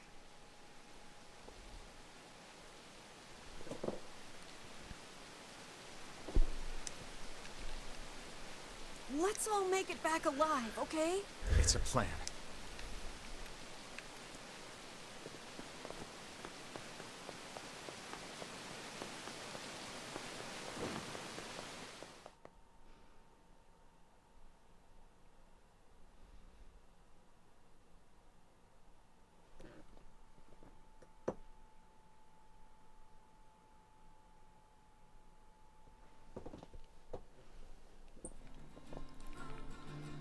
Here we go. So yeah, basically you have to save before the final battle, beat the final boss, say no, and you get ending C.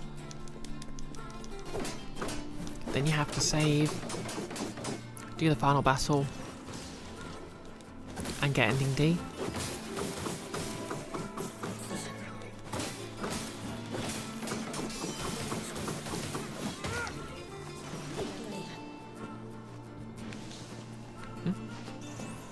Who dares?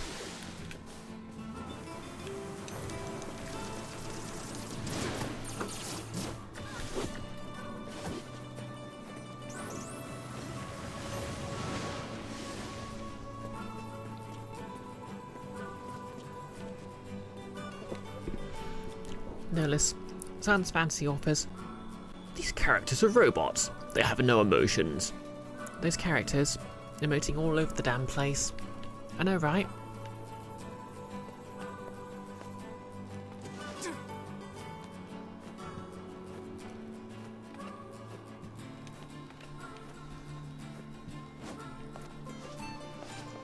As Futurama said, as a robot, I didn't have emotions, and that makes me feel sad.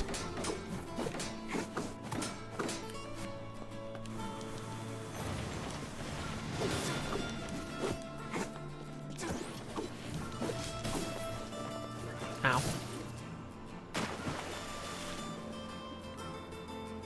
Everything in working order? Yeah, Vice. I'm good. Your health is diminished. Hey, Mr. Blue, how's it Be going? more careful next time. No less the soul-minded dualism gets you, to be honest. Yeah. I mean, what even it... To be fair, they have established that souls are, I mean, to be fair, the entire point is that these bodies without a soul do actually have their own individual personalities, even though they were intended to be empty vessels for the shades, aka the souls of humans, to inhabit.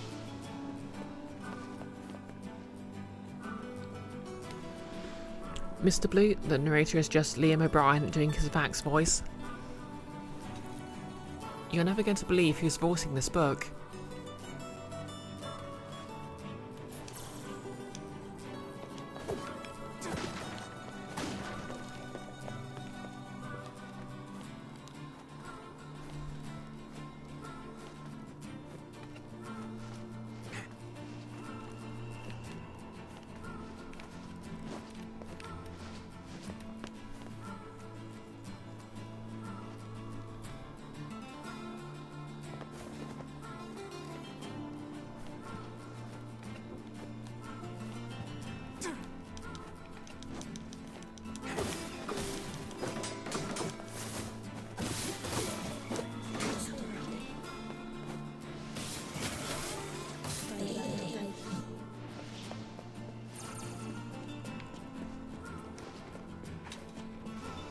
Yes, to clarify, it is indeed the voice actor for Vax in Critical Role.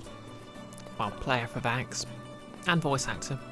I mean, I assume they voice acted their own characters for the animated series. Although it would be the funniest thing if they just cast completely different people for it.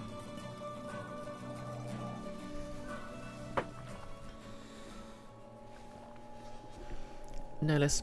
This character is a person, sure they have a personality and talk like a person, hurt like a person, quack like a person, but the distinction is important.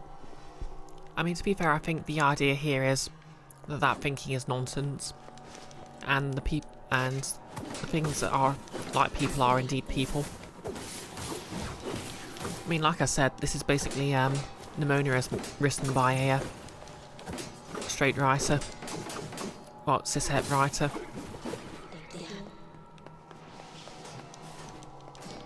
I mean, when you think about it,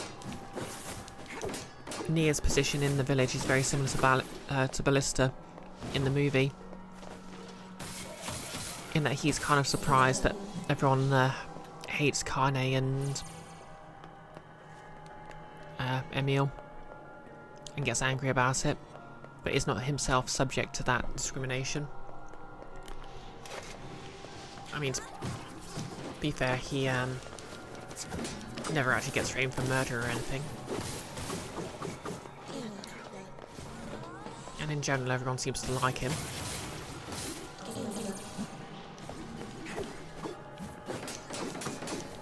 But he sort of represents like a, you know, an unmarginalised guy. I don't want to say white guy because it's kind of ambiguous with the whole anime thing going on.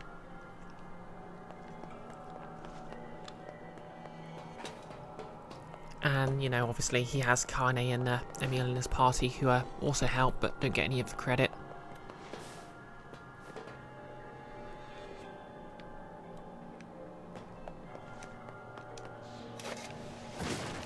You know, I don't actually need to fight these shades, I can just run straight to the final boss.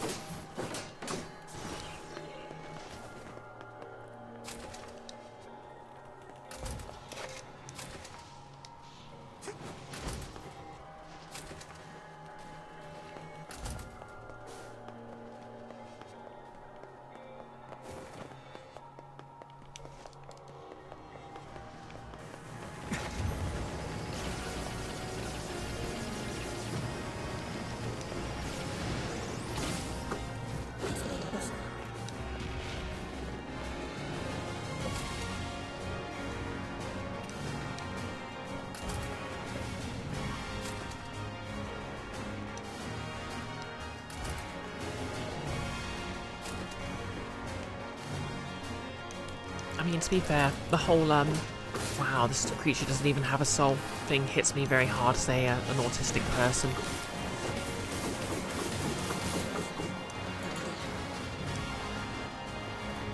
Just because, you know, the lack of effect just, wow, a lot of people just seem drawn to treat me that way. I mean, I don't think there are many autistic people who don't think data really sort of resonate with data in Star Trek The Next Generation.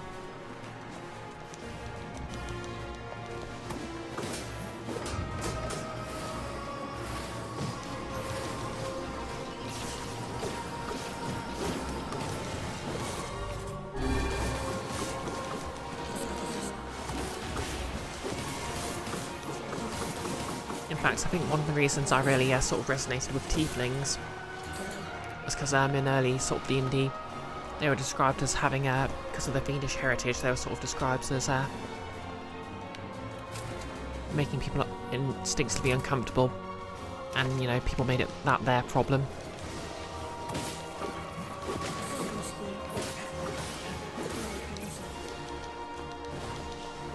Even though there wasn't anything to it. And, you know, just kind of you know, because I don't know how much it comes across on stream, but IRL my body language is very odd.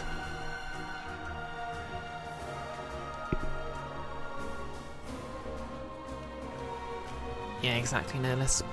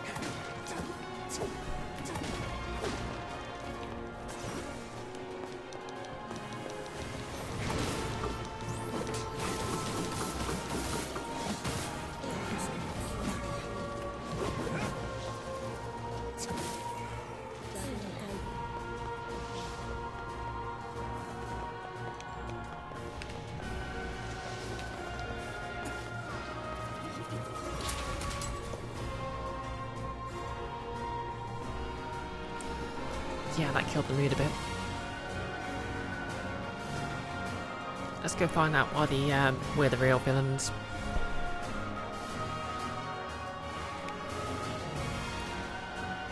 I mean, don't get me wrong. I also like tieflings because of the aesthetic. Like, if you go back to the sort of like the original tieflings in AD&D Planescape, they were less obviously now they're sort of the multicoloured devil people, but they were sort of more mostly normal looking humans with something fiendish about them, which I think was far cooler because it just has that sort of you know, changeling effect to them.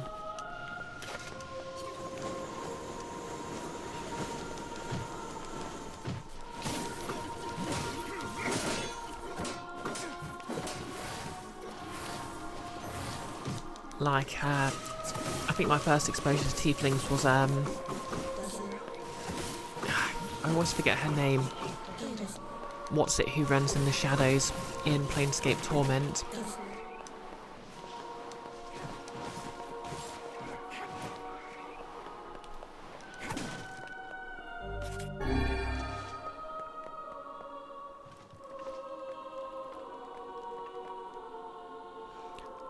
Nolus, again. What's again?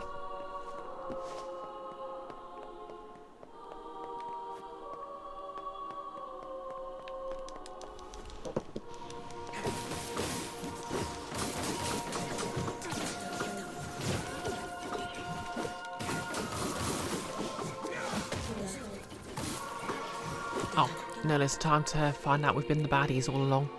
Yeah, that's true. Come on, let's go kick the dog. Okay, so we're going to make this safe here. Going to make a backup save just in case.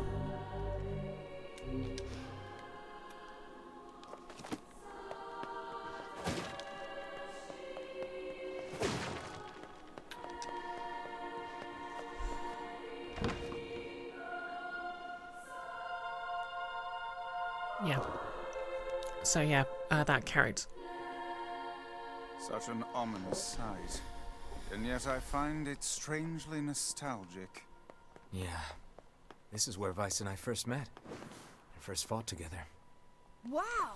This is where you used to live, Vice? Well, yes, I suppose. In a technical sense. Pretty nice digs for a floating magazine. At least it was free from annoying hussies Anyway, before we like continue. yourself.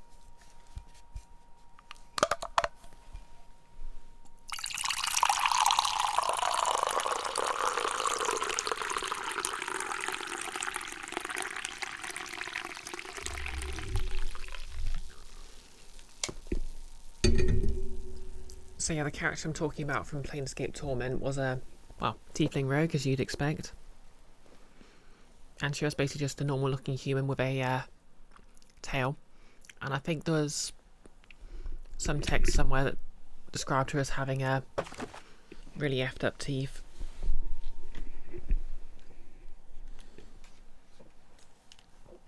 Exactly, no, that's all right for the BisectedBrioche national anthem. Continue. And now the path is... Okay, let's do the final boss sequence 2 more times.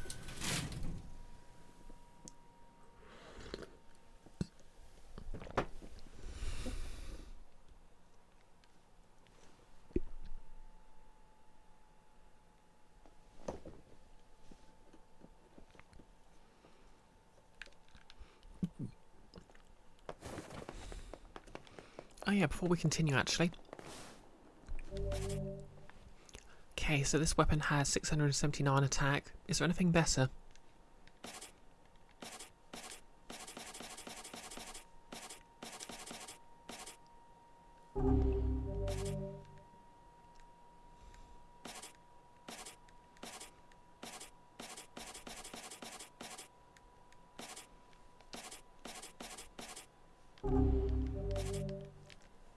Okay, the Varlax has 841, although it's probably very slow.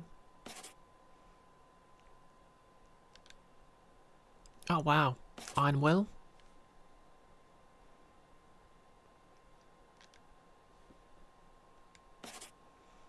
Labyrinth Song, 860.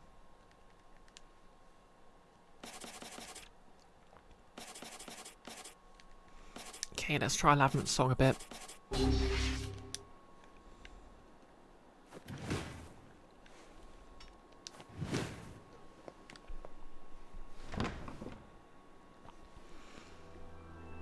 No less.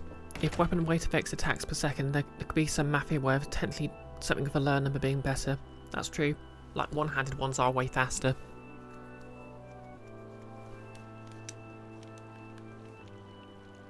Anyway, let's go speak to the burbs and respect them.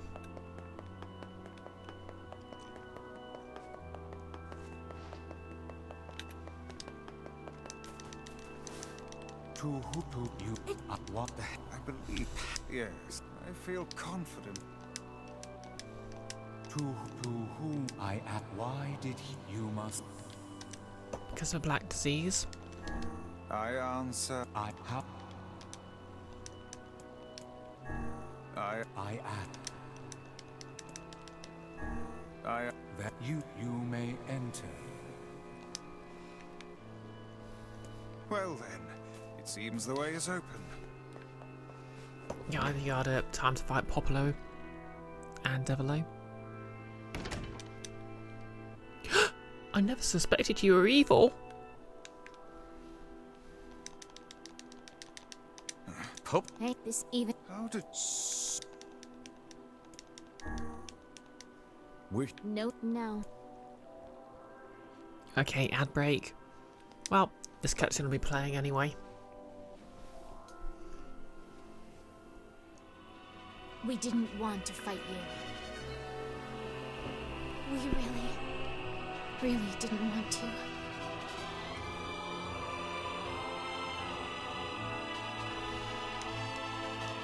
Devil, what's happening? Sorry, but this fate was predetermined.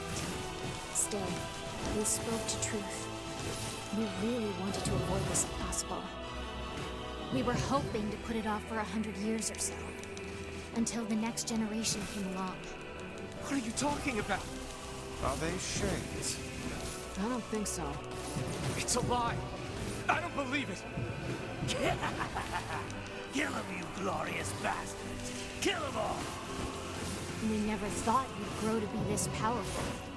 This is madness. Why do you block our path? You have no cause to speak so with us, Grimoire Vice. You are a traitor.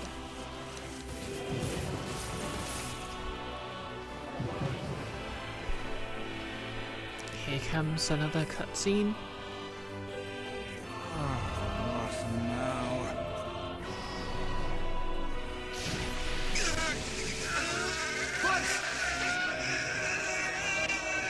Yeah, I think I'll switch back to the spear. They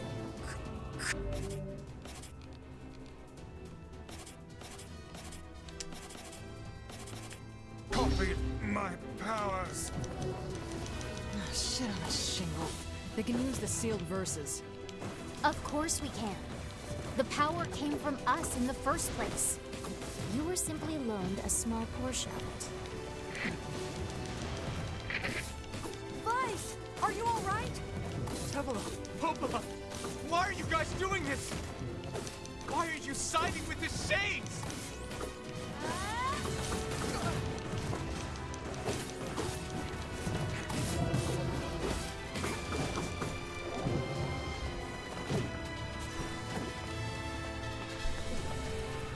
Is the ad break over yet? Why? The answer to every riddle lies within the heart of the Shadow Lord.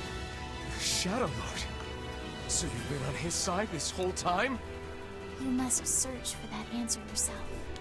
You've got to face your own truth now. Please, enter the Shadow Lord's castle. Nihilus, this Sky game ad. This game made you realise that This game made me realise that playing games with other players can be a positive experience. Shots fired. Oh, trophy earned, permission granted. Devila and Popola are fighting. It could be more wrong. Yes, they do seem to be putting us through a great deal of... What was that? Trophy earned for then.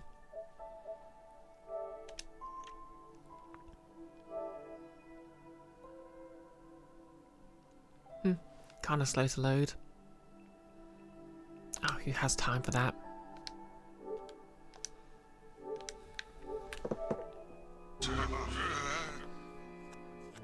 You okay, Vice? How odd. For long years, my mind and tongue Yeah. have been my greatest Devler and assets. Popolo's outfits are pretty cool. But now the latter seems to be... Just a nice dress. Hell, Vice? do not look at me like that. I am Grimoire Vice. I am perfectly... Like, I'm pretty sure their dresses are identical anyway. I think I hear a waltz. Right, time to discover we're the real monsters.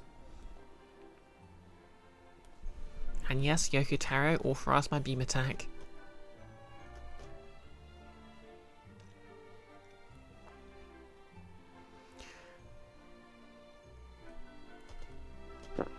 It's actually kind of impressive how much context this gets added to it when you can hear the shades, because it goes from a desperate struggle to oh no, they were just defending themselves.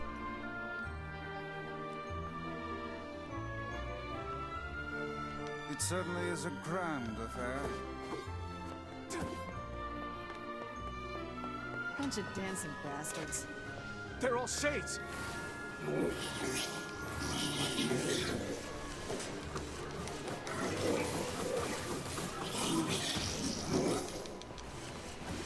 I think we're locked in. It's not like I was planning to leave. Yeah, it's a bit late for that.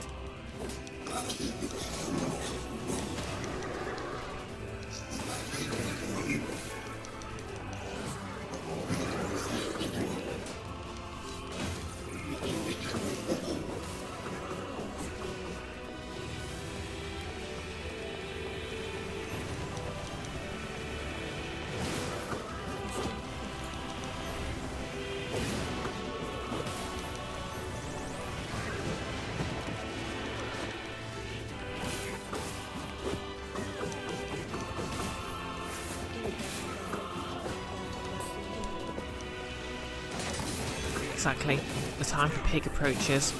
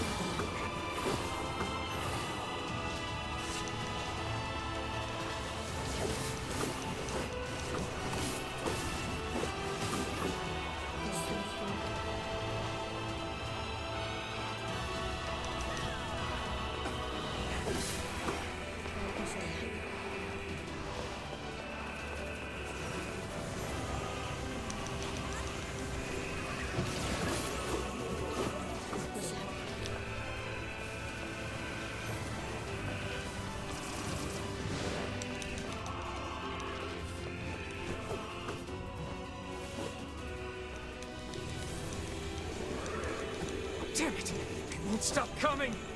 I'll open the next door. Cover me. Oh, how I do love a good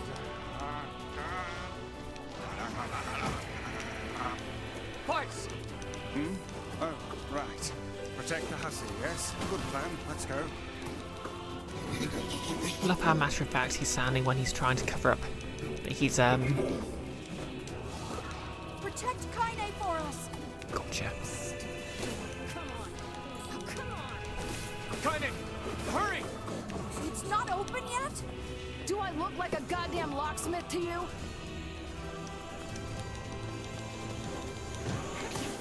I should heal.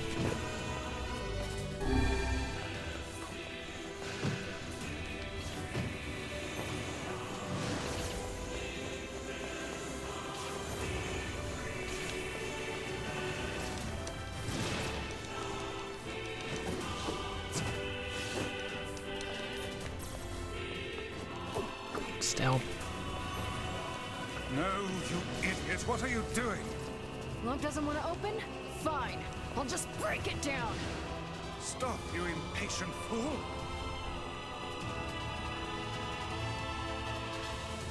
Damn no good bullshit bastard! Open the fuck up already! Ugh! Got it. Kaine, look out! Kaine's gonna get hit with the swine, eh?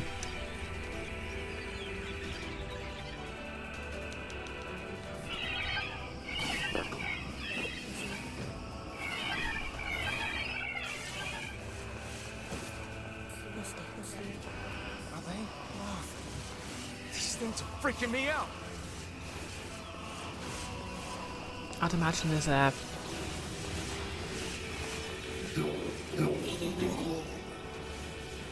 maybe some sort of achievement for not killing them all, but Kaine! What's wrong? We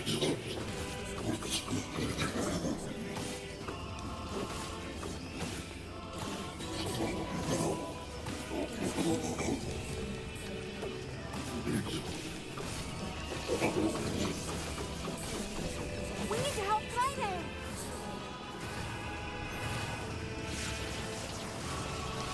alright, yeah. You're supposed to go over to Kaine, aren't you? Okay, time for the pig. You okay? They call me Miss Pig.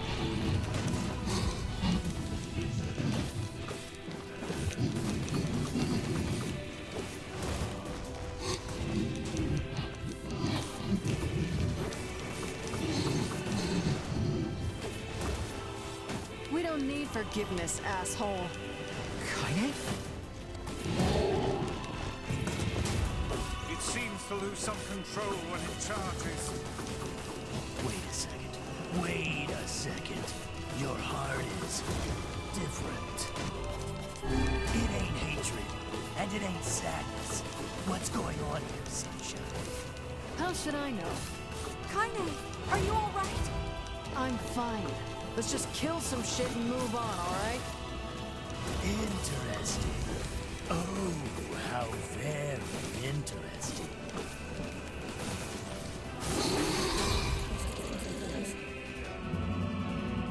Damn shit.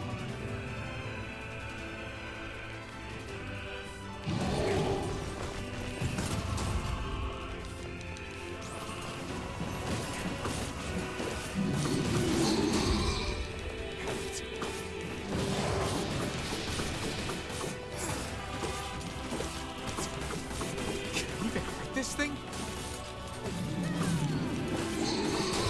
That fog! Oh no! I can't stop now. Damn it. Stay focused, Kaine. Don't fall victim to such Tap, distractions. tap, tap. How many hits am I up to We now? have to keep going! Let's go. 100 hits. Trophy Ant, Combo Master. This way. Move.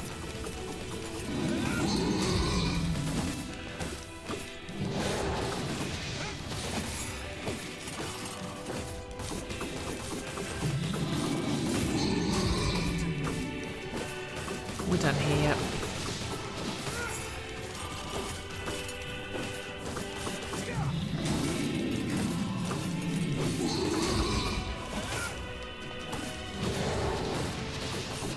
Am I supposed to let it regenerate or?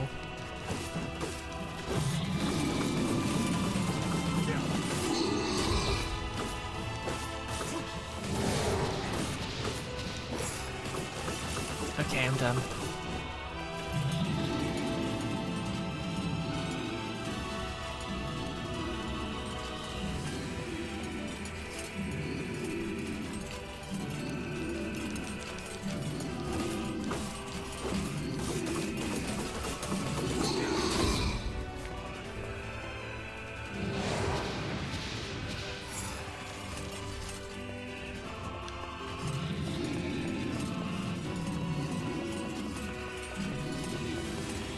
Oh right, yeah.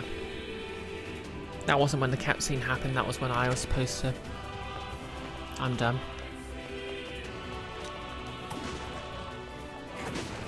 Up here!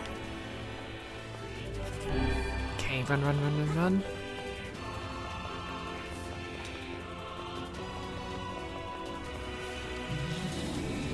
How can we deal with this thing?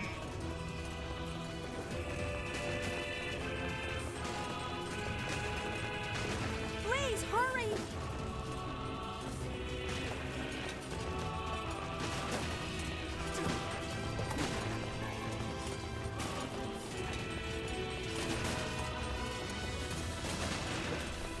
Okay, made it first try this time.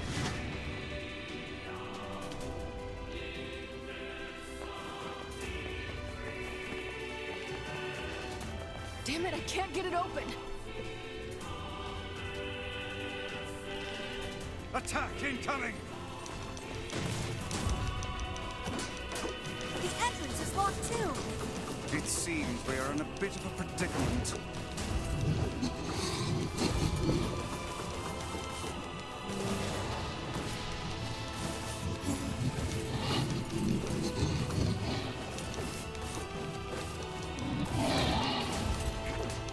I'm so good at killing this pig now. Oh, you pissed her off now. Maybe you shouldn't have killed her friends. Look at her. So full of scorn and hate. She's just like you, Sunshine. Like you're any different. Hate is just another crutch for you. Hey now. You're in pain, you're lonely, no one likes you. So you try to hide it under violence and hate. I'm not like that at all. It's okay. It is. Look, I'm the same way.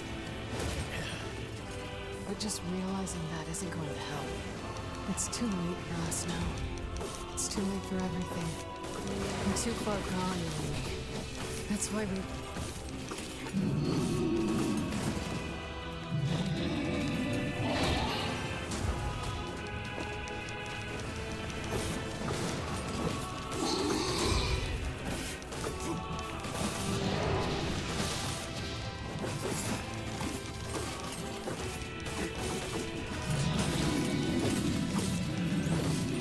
You done yet?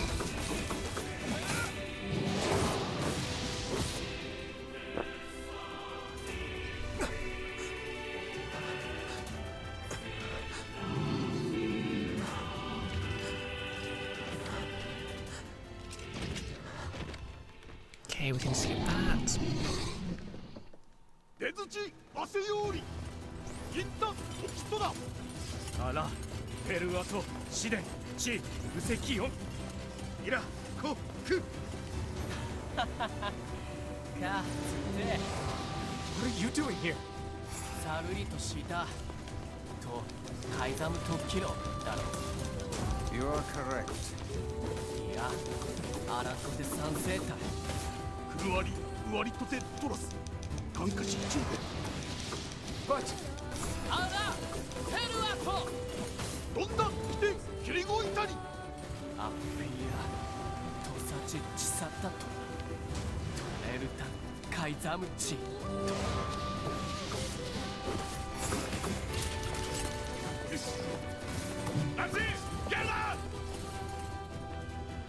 Blah blah blah, very sad. My friend. Okay, final boss, let's go.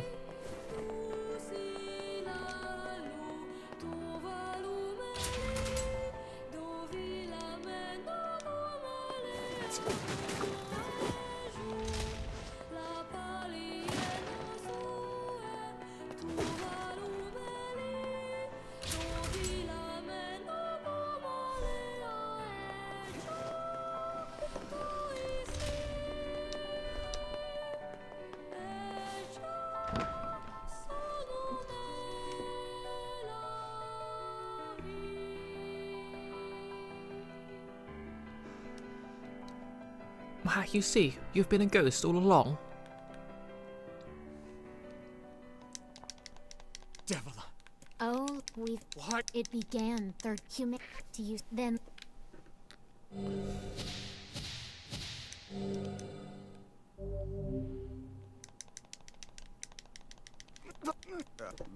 All of... What are you... So Each. crazy. Wait. So, please, are... You have your own motives, your own desire.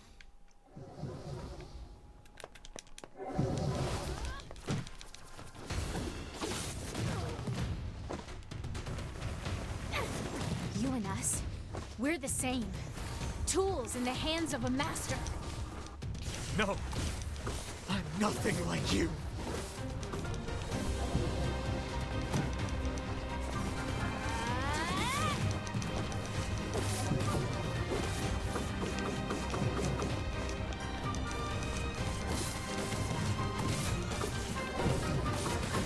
Nearly there. Yep, got it. Blah blah blah. Killed her, it's very sad. Her sister's very angry now. Please, don't do this, Popola! You and Devila were like parents to me! Those two have watched the world wither for time immemorial. The cruelness of such a fate is difficult to imagine. I don't want to do this! I don't want to fight her! Stop bitching and start fighting! It's the only way!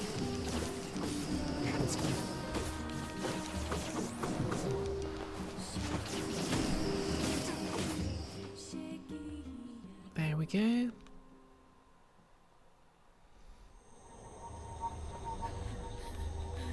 Oh yeah. So this isn't a new cutscene yet. Darkness, black without end. It goes on and on. Eyes closed, eyes open, it matters not. The dark is joined by a mysterious sensation, one created by the mingling of blissful sleep with the unease of terrible and never-ending cold. Is this a dream? Question mark. Thinking to pinch his cheek, he reaches for his face, but his hand does not move. In fact, his hand has disappeared altogether. He looks at his arms and sees only bone. He looks at his feet and sees they have disappeared along with the rest of his legs, up to the thigh. What body remains begins to leave him, then crumbling into fragments of smaller than dust. His body is going. Soon it will be no more.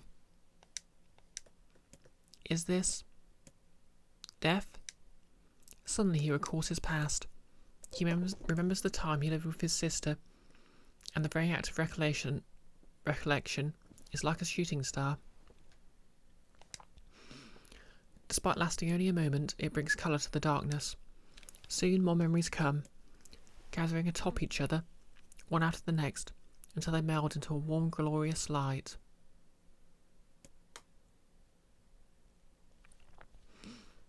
Emil's dream. Promise.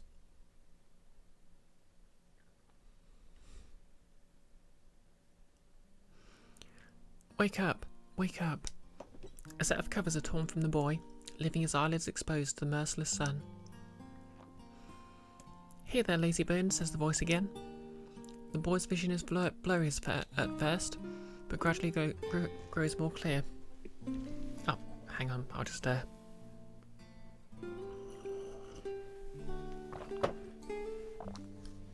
Before him, her face aglow with a radiant smile, is his older twin sister, Halua.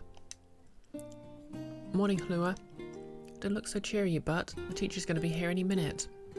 Halua grabs her brother and pulls him beneath the bed with her, while they wait with a host of dust bunnies for their instructor's arrival. The moment Emil starts to ask a question, Halua shushes him by placing a finger over his mouth. Don't start. We agreed this yesterday, remember? We're going to jump out and give teacher the scare of her life. After a few ticks of the clock, the door opens and a slight woman enters the room. Good morning, Halua. Good morning, Emil. Are you ready for... Emil glances at his sister and sees her trying to stifle a laugh, which has the unfortunate effect of making her laugh rise on him. Then the dust bunnies decide to get in on the act, swirling up into their noses and causing the tricksters to sneeze in unison. Well, they tried. Suddenly, the face of their teacher appears in the space between the bed and the floor. There you are, you scamps. This is your fault, says Halua. You ruined it by sneezing. Me? Cries a clearly wounded Emil. You sneeze just as loud. That's enough, both of you, says the teacher, as she attempts to hide her amusement. Crawl out from under there and let me take your temperatures already. The pair happily shimmies out from their hiding place and stands before their teacher. She is a fair woman with a kind voice, one Emil would be happy to listen to for the rest of his life. In fact, he often thought that her waking him in the morning was his favourite part of the day. The teacher finds her seat, hunkers down and lightly pats her leg, to which her happy Emil leaps onto her lap. She then slides a chilly thermometer under his armpit, causing a shudder to race through his body. I'm sorry, just be a brave boy for a little longer, alright? Emil used to hate having his temperature taken daily. The thermometer was just so darn cold, but he's become used to it after being at the facility for the last 2 years. His mother and father had perished in an accident many years before. He'd been told the facility they sent him to was simply a home for orphans such as himself, but he'd always had his doubts. After all, most orphanages weren't staffed by doctors in white coats, who held lessons involving the repeated asking of strange questions. Nor did they attach wires to the body of their charges and force them to enter enormous boxes. Yeah, that's kind of a red flag.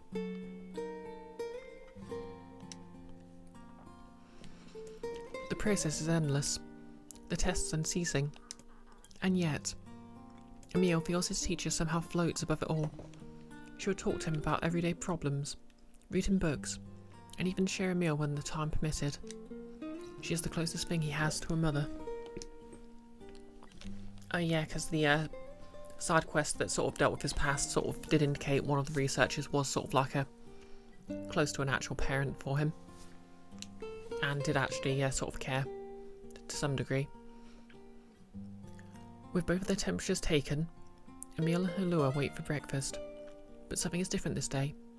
Their teacher is strange. Somehow. Off. Emil, she says quietly, do you remember what day this is? Emil looks over to his sister and sees her staring at him with an enormous grin. Nuh-uh, she says. You got to figure it out yourself. But despite his best efforts, Emil comes up empty. I'm sorry, ma'am, he says at last. I just don't know. With a smile, the teacher reaches into the pocket of her white coat and withdraws a small package. Here's a bag, neatly closed with string and tied at the top with a bright red ribbon. Happy birthday, Emil, she says. In fact, happy birthday to the both of you. Oh, thank you, cries Emil. Can I open it? No less, you read a dystopian science fiction book once where orphanages did stuff like that, but in that case it was, what do you call it, product testing or something? Yeah, it's also what sort of the Umbrella Corporation was doing in the second Resident Evil, well, like the original trilogy. Like, I think Resident Evil 2 Remake expanded on it quite a bit, but it sort of implied they had an entire orphanage to turn orphans into lickers. Of course, replies his teacher. I'm afraid it's nothing so special, but I do hope you enjoy it regardless. Emil carefully unties the ribbon and opens the bag to reveal a small pile of cookies. They're the same snacks they always receive at the facility, but the fact they came from his teacher makes them somehow special. Okay, what is it with it, kids and cookies in this? As a gasp escapes his mouth, his sister can't help giggling beside him, her eyes fixated on the bright red ribbon all the while. Happy birthday, Halua, says Emil, as he reaches into the bag, withdraws a cookie and offers it to his sister. Needing no further encouragement, the girl crams the cookie into her mouth and swallows it in 2 bites. Happy birthday to you, Emil.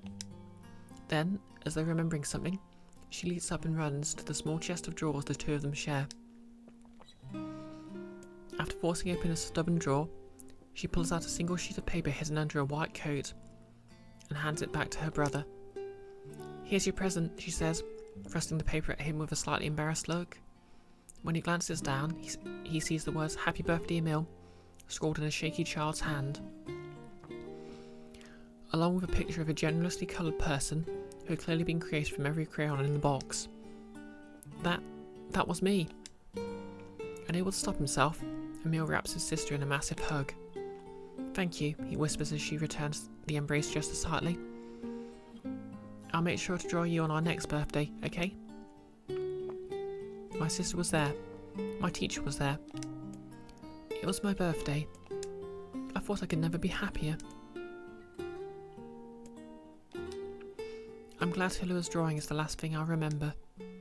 I sense a deep and perfect darkness descending over my eyes and realise my time has come. I'm so terribly cold. As I try desperately to remember what it felt like to be embraced, I wonder if this horrible face is all that's left of me. Halua, I'm sorry. I couldn't keep my promise. I'm sorry. I'm so sorry. But I'm coming to join you now. Just hold on.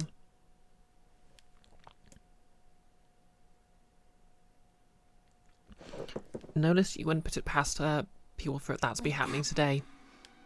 Wake up. I mean, I'd rather not think about that, but I wouldn't be surprised if some people would do it if they thought they could get away with it.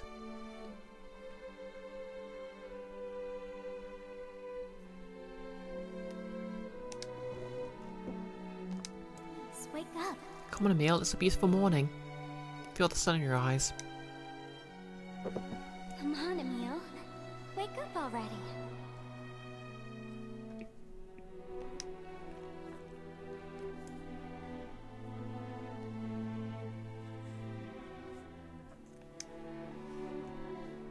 You haven't changed a bit, have you, lazy bones?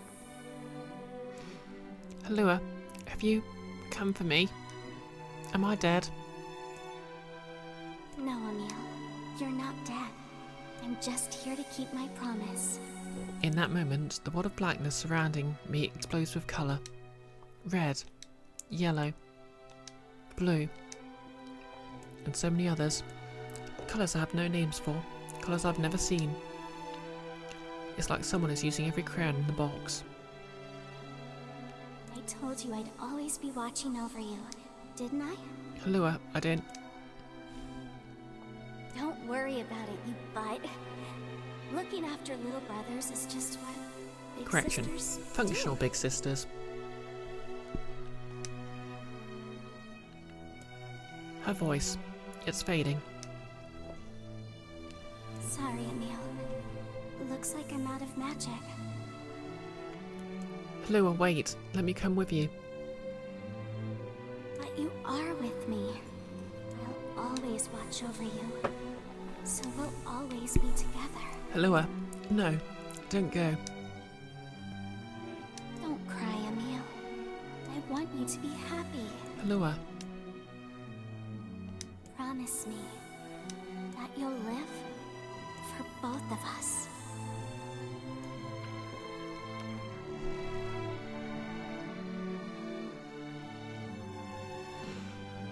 Ah, it's fine. No less. Not every day has to be a good vibes day. The darkness enveloping me flows away, replaced by a brilliant blue sky. I'm finally off Twitter. I don't know where I am or what I'm supposed to do. But it's okay that I'm here. I know that much now. She's given me the courage to accept that. No more crying. I'll live with a smile on my face, because that's the promise I made her. Yeah, I think Emil actually shows up as a character in Automata, so that tracks.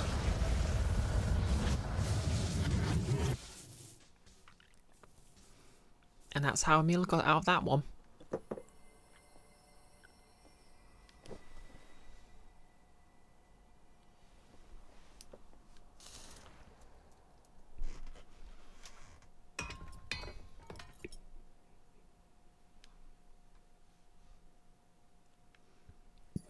Trophy earned.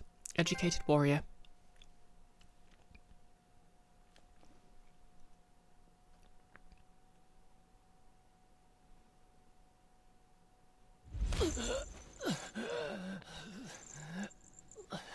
Okay, so we already saw this one in the last playthrough. Add a lot of context with the different dialogue, because it goes from him making a heroic last stand to them exchanging words.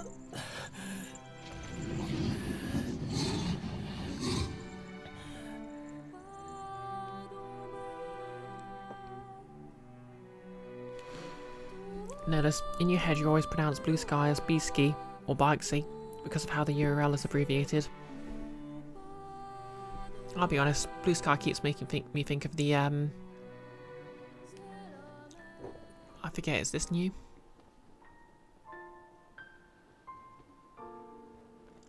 I don't think so.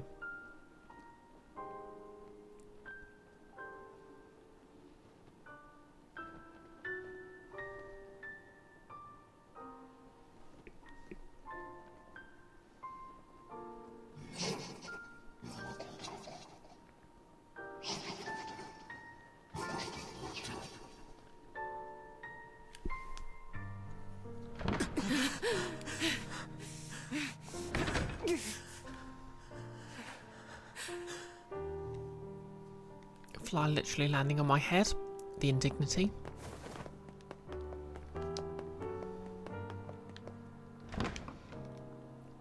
Okay, let's get to this final boss battle. I said...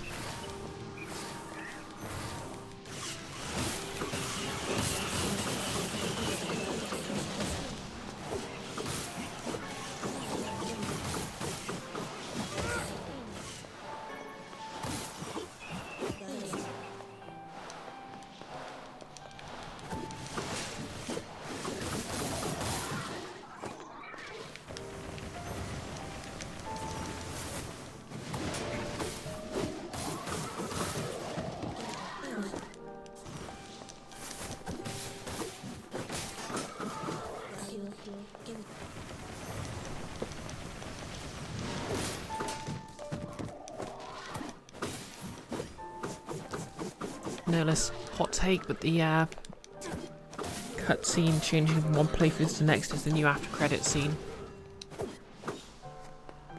I mean, you have a point.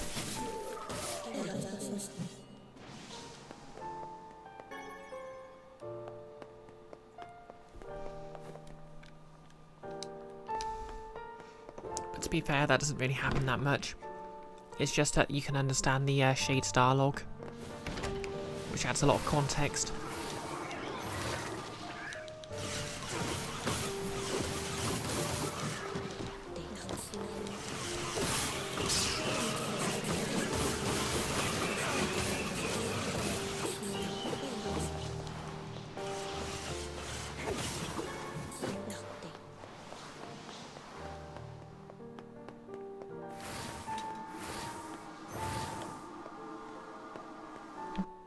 Okay, I guess I can just carry on.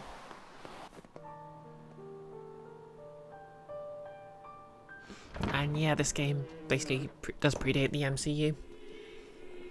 It's early 2000s. I mean, to be fair, when did Iron Man come out? Because that basically started the MCU. Do I skip this, or...?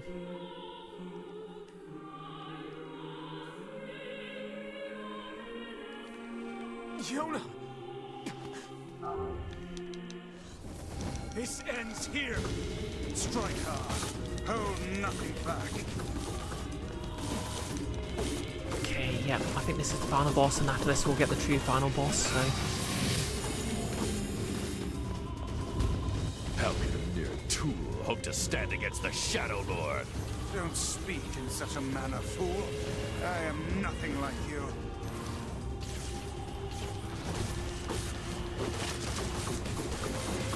Trophy and Book Burner. I guess that's the achievement for killing it fast. Be careful! I know! Hey, Sunshine. I ain't certain of this, but I think your heart is involved. The hate is gone. The sadness is gone. It's just a bunch of white... Notice you don't particularly want to know. Ah, fair enough. What the hell's going on here? Oh yeah, I should actually play the game, shouldn't I? You can't tell, Tyrant. You're not the only voice in my life anymore. I've experienced fear, hate, and no sympathy. I'm a curse, a freak. I know that. But guess what? He still accepts me. He still forgives me. Oh, come on. You're doing this for him? I'm tired of this world, and everybody in it. We'd all become his Yeah, sword I mean, I think I one said it, last but... time. Like... Carne feels like a deconstruction of the whole, miserable warrior who, starts fighting for the protagonist. You alright? And to be fair, this is pretty much, Nimona if she was actually being played as like a platonic manic pixie... Well, if she was being played as a manic pixie dream girl.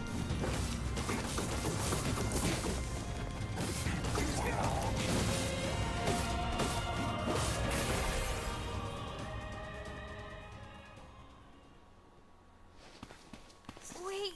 Okay, seen this cutscene. Dissolves herself in light. Where's he gone? Oh, there he is. Kaine! Watch over Yona for me. You want me to understand your sadness?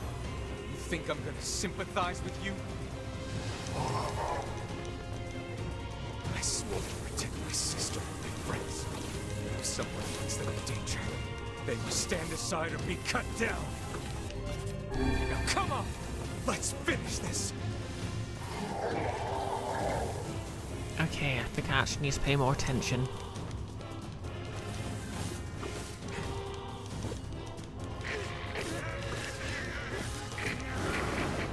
Vice, what's wrong?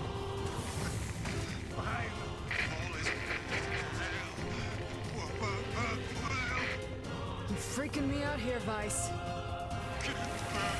What are you doing? Do it. Strike the killing blow. Those orbs really do some nasty damage to my health bar.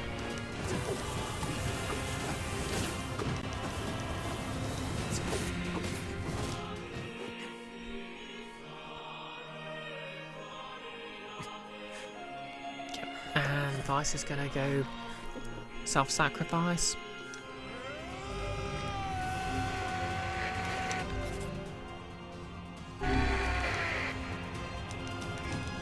Ow. Ow, ow, ow, ow, ow. Help. I have something to defend. I have a reason to live. Okay, yeah. Shut up.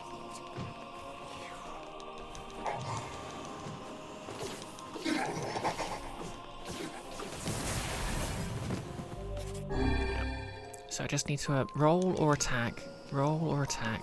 Roll or attack.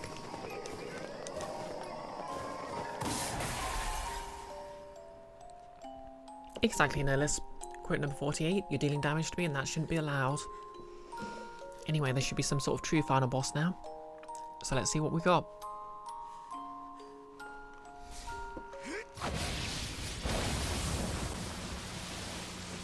Curious to see where this goes from here.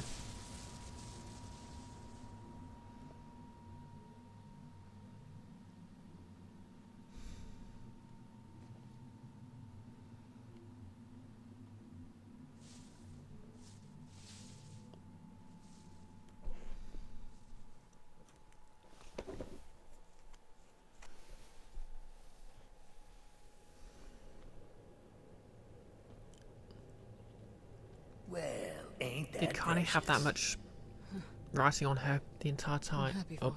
this is new.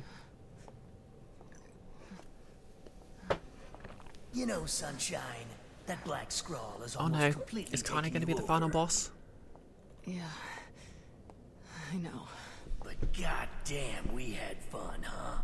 Killing and killing and more killing. What a rush. Yeah. Oh no. Wait. No. No. It wasn't fun at all. I turned you into a killing machine. I spread evil and chaos around the world. But it all feels so empty now. Why? I don't understand. Hit him with the moral clarity. Sorry. Looks like you stayed inside me for a little too long. Sunshine. Stop. Don't be nice to me. Don't make me feel like this. Oh dear. Okay. I'm gonna swallow you up, Sunshine. Gonna swallow you whole. Oh dear. Kaine? What is it? Listen to me. The shade inside me is growing, and I No, can't let's stop post it. Nier clarity. Soon, real soon, I'm gonna go berserk. I can't hold it back anymore. Kaine, you have to fight. You have to... Just shut up and listen to me.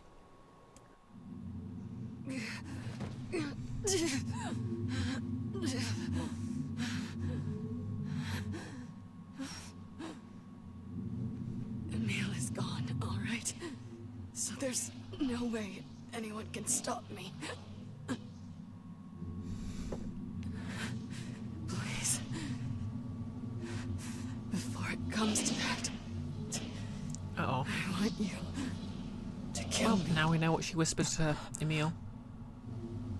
Consider it enough of a request.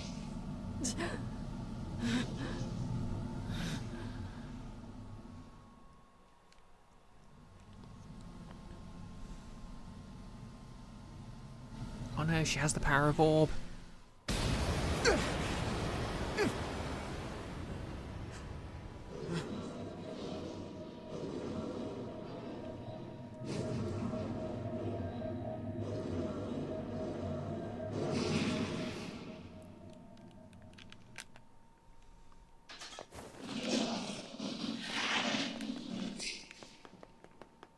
Well, hell, Sunshine. It's not like I can stop it. When Gestalts go out of control, they lose their minds. Both of our memories will be completely overwritten. Kaine!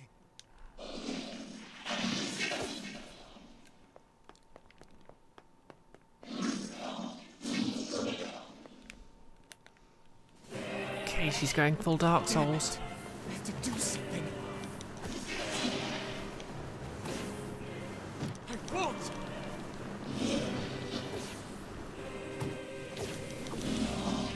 Ouch. I have no idea what to do. Oh right, yeah, I don't have magic anymore, do I?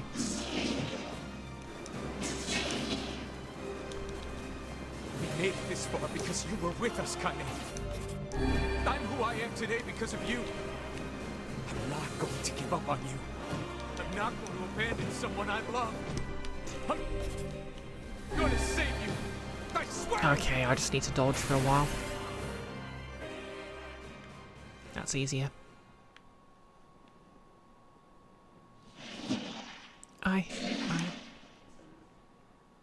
Well, there might be one way to save her. Who said that? It don't matter, so don't ask. Just shut up and listen. Wait, are you? I said, listen! There's a way to save Kaine's life, all right? But you're gonna have to make a difficult decision. Do whatever it takes. When the time comes, I'm going to pin Kaine down. And as soon as I do, you need to stab him in the heart. No, I can't. Fine. Don't believe me. Stand around with your thumb up your ass and watch her die a terrible death.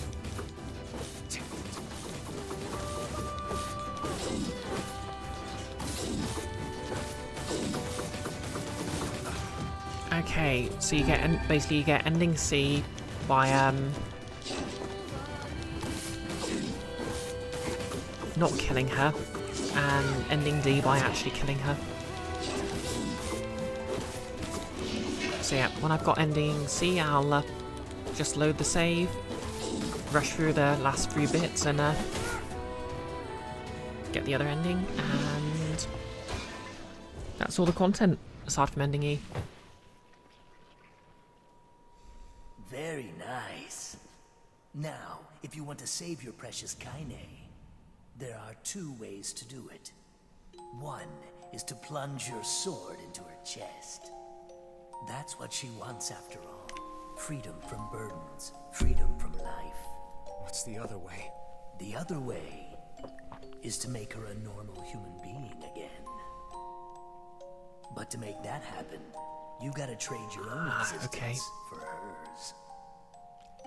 Well, there you go. So the mercy kill is the ending C. You're that shade. The one who lives inside Kaine. Why are you trying to help her? Probably for the same reason you are. Enough talk. Make your choice.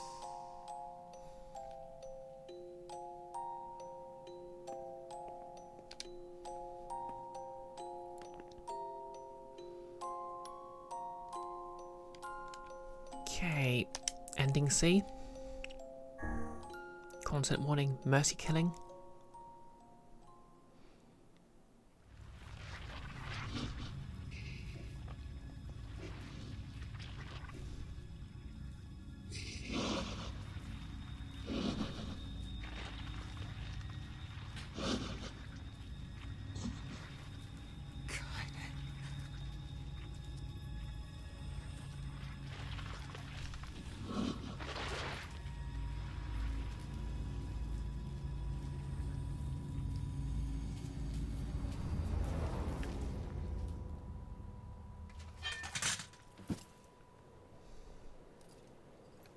Kaine. Let's go home. Can you hear me? I spent years inside Kaine's body, tormenting her from within. I felt her pain, her emotions, as if they were my own.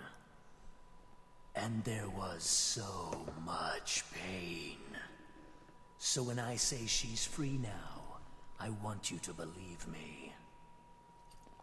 Thanks to you, Kaine has been forgiven and saved. Oh wait, she had a final message for you. Thank you.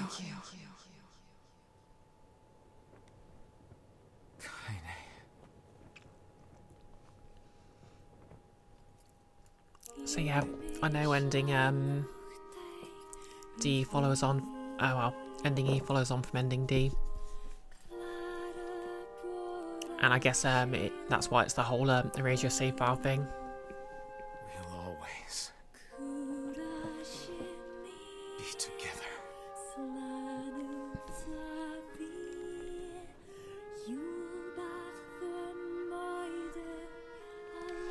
I mean, this kind of ruins the optimism in ending B, just because now Emil's gonna have to deal with one of his two friends not making it. Oh, and obviously Vice is gone. Either way. Well, anyway, we're just gonna sit through these credits again, and then I can load the save, and we can do ending D. Hopefully a lot quicker than all that.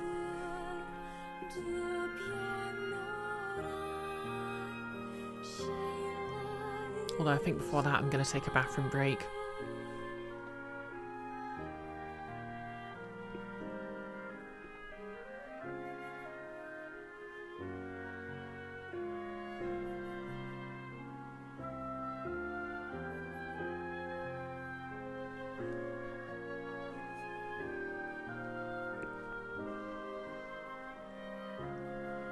Look at them all go. We've got Squenix,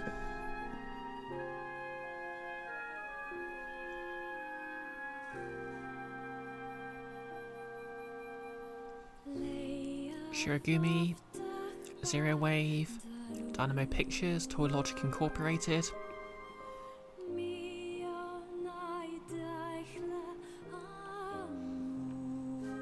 Kind of like they just put the names in alphabetical order and listed what they did afterwards. I think I was sort of talking about the whole Valve model of just listing everyone's name but not saying what they did. But that's not ideal, because obviously if you made something you need to actually get credit for it for your career. So I think this way is much better. I mean, you could argue, you know, some people just wear so many hats, it's kind of hard to say what they did, but, you know, just listing what they did after this makes it clear. Kira Buckland, question mark. So are the people with question marks after the name just unknown character voices? Kaine was voiced by Laura Bailey. You know what, that tracks. Wait, you already knew that. Oh well.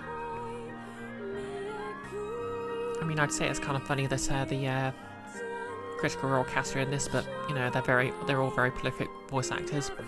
So it would be kind of strange to find a project they have at least one of them isn't.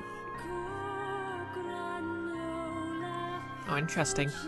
Apparently the Prince of Assad and Vera had the same voice actor.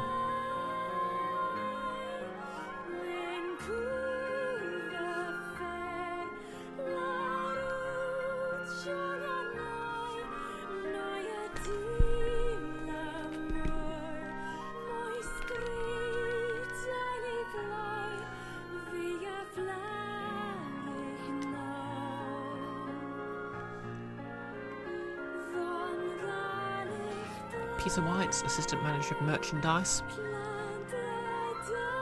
Wish I could praise you for that, but I'm never going to be able to own a figurine of Kaine for reasons. P33. Oh wait, that was the robot.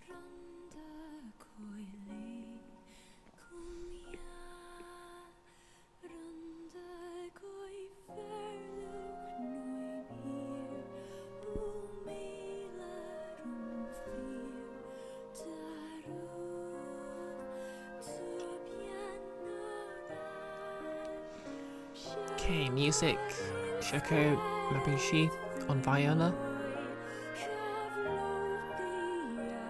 Oh yeah, listing all the strings performers.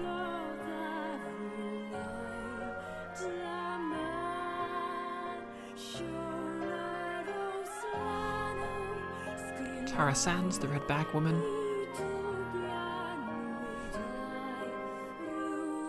aka half the most entertainingly heterosexual couple in the entire game.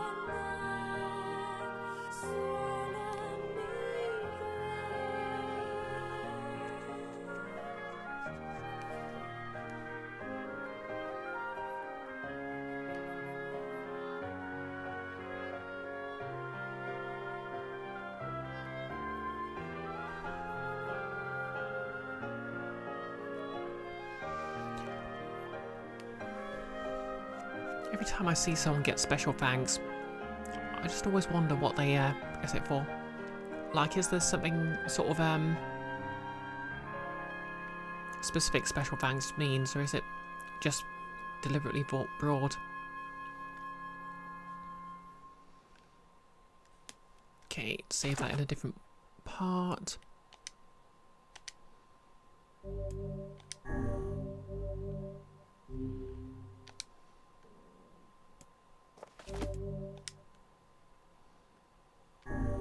Trophy earned, thank you. Ending D. Your choice in this decision could allow you to view the very last piece of the ending. Okay. First, what I'm going to do is just going to go to the options and we'll look at the other outfit. Okay, so samurai, magic orbs. We'll go back to standard magic orbs. Changes applied. And I'm just going to take a quick bathroom break and I'll be right back.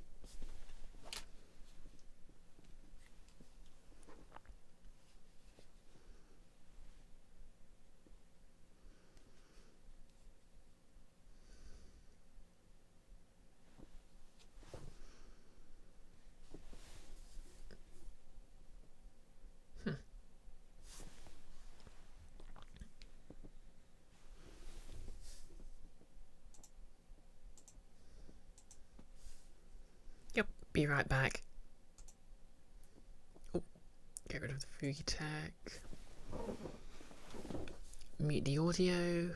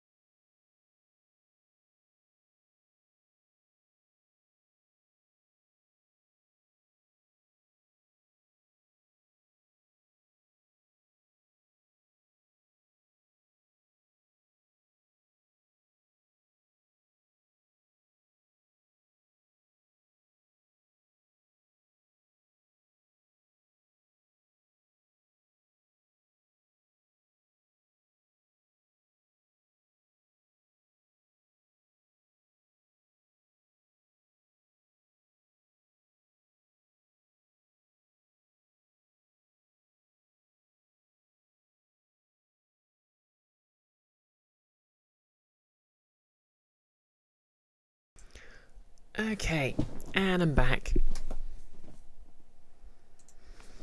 So as I sorry, as a bit of a while there. My cat demanded foods, and I mean, how could I say no?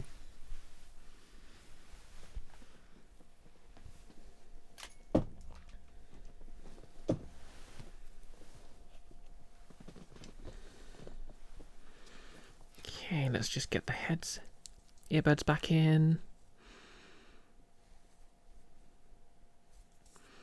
If I can make sure I've got the right way round.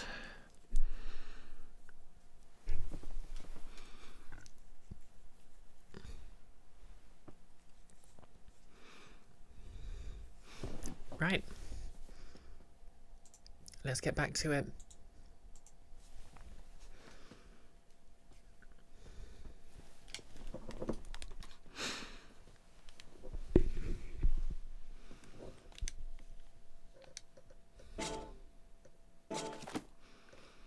Okay, so we're going to load the final boss battle, take the different choice and see what the ending is.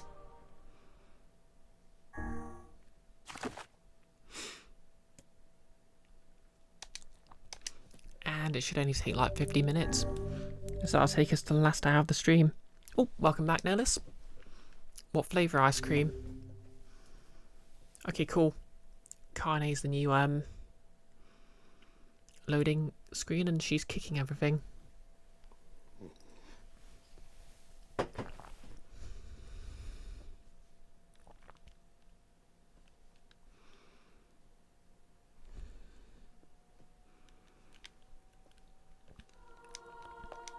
Okay, this is the samurai skin. Let's see what we've got. Okay. Kane's back to wearing barely anything, but it's some pretty cool armour. Okay, let's just whiz through this. I mean, I've already whizzed, but... ominous sight, and yet I find it strangely nostalgic. And now the... Oh, neat. So if you take that option, it turns into a... Okay. Interesting. Kane's flowers now. Past the loading screen instead of Emil's face.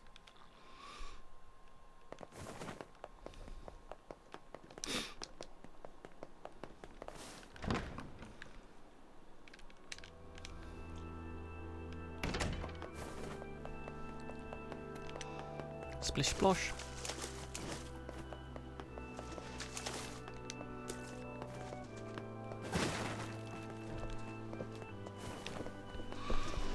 Nerless. It's actually a Klondike ice cream bar, of the surrounded by thin chocolate variety crushed up in a bowl with sprinkles. Oh yeah? I think I might treat myself to an ice cream when I'm done here. To whom? I've got some nice chocolate off-brand Cornettos. To you. Why did The hell? Yes, I feel... to why you must how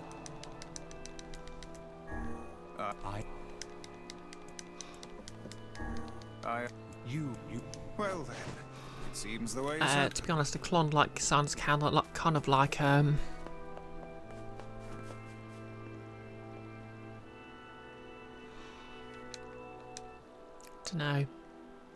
When I was a kid, my favourite ice cream was this one called a Fab, which was basically multi-layered ice lolly. And I just carefully bite off each layer. Anyways. No. Skip the cutscene. Devil, what's happening? Sorry, this fate was predetermined. Still, we spoke to truth. We really wanted to avoid this if possible. We were hoping to put it off for 100 years or so, until the next generation came along. What are you talking about? Are they shades? I don't think so. It's a lie. I don't believe it. You never thought you'd grow to be this powerful. This is madness. Why do you block our path?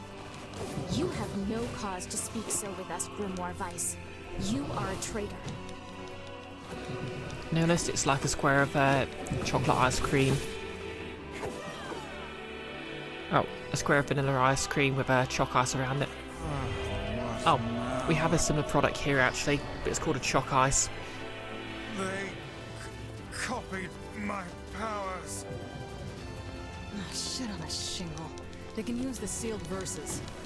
Of course we can. The power came from us in the first place. You were simply loaned a small portion of it. Vice, are you all right? Tevela, Popola, why are you guys doing this? Why are you siding with the Shades? They also do chocolate ice cream sandwiches. It's a rectangle with chocolate graham crackers on the side, so you can eat it like a sandwich. Oh wow. Somehow managed to mouse away their health bar. While looking at chat. That's the opposite of how it normally goes. Tevela and Popola are fighting us. Yes, they do seem to be putting us through a great deal of...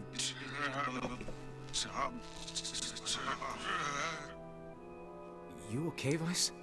How odd. For long years, my mind and tongue have been my greatest assets. But now the latter seems to be... Hell, Vice? do not look at me like that. I am Grimoire Vice. I am perfectly... Not gonna lie, Vice's whole degradation in this segment's a bit bleh for me. I think I hear a waltz.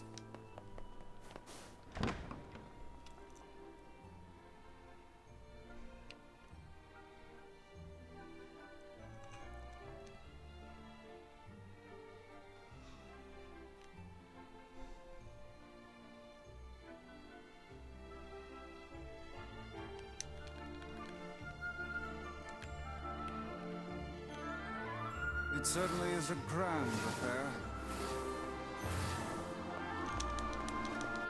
Bunch of dancing bastards.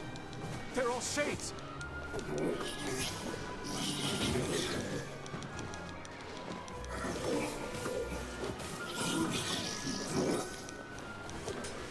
I think we're locked in.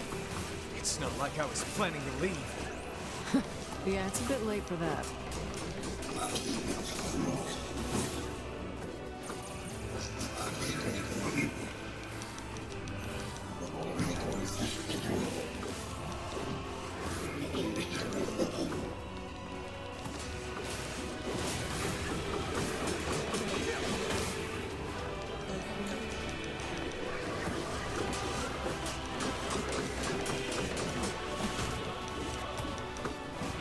Notice you've got to remember Kara's stream one of these Fridays. You miss putting death beads. Oh, Deathbet reading chat during her Splunky streams.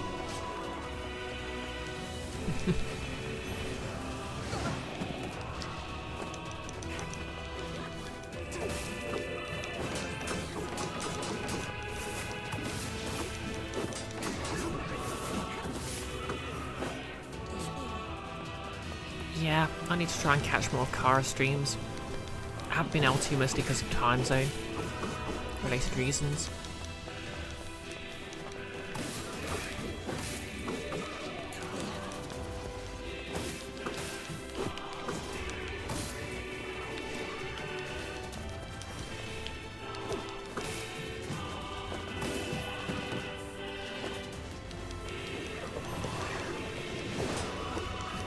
Oh yeah, thanks for giving her a shout out, Nellis.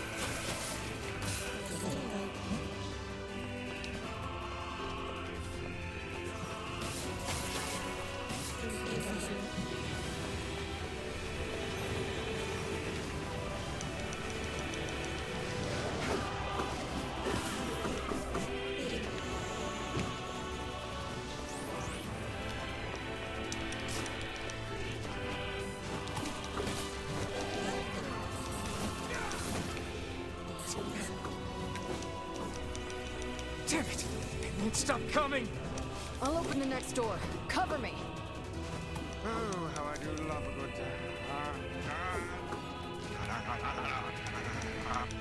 Vice! Oh, right. Protect the hussy, yes? Good plan. Let's go.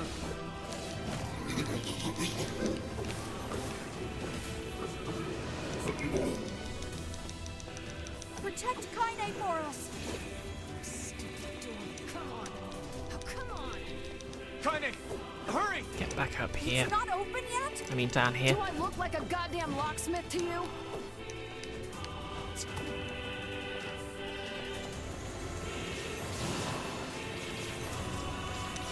No, you idiot! What are you doing? Lock doesn't want to open? Fine. I'll just break it down. Stop, you impatient fool! There we go.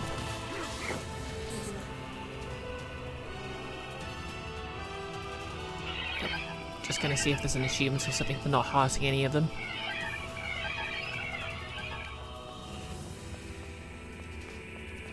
Are they laughing?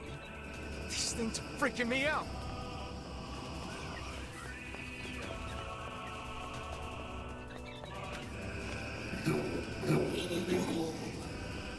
Okay, I guess not, because Emil's gonna keep attacking.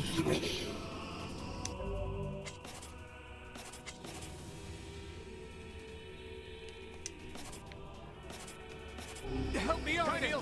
What's wrong?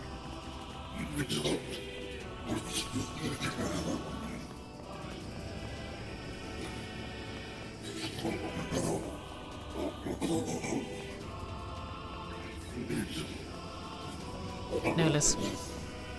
Be like Jesus. We need to help Kaine! Check the hussies in your life. You okay?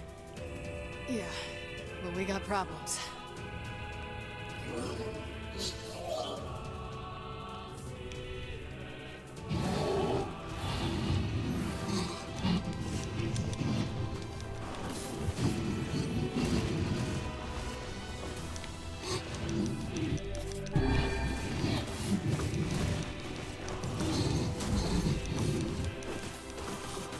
We don't need forgiveness, asshole. Kaine?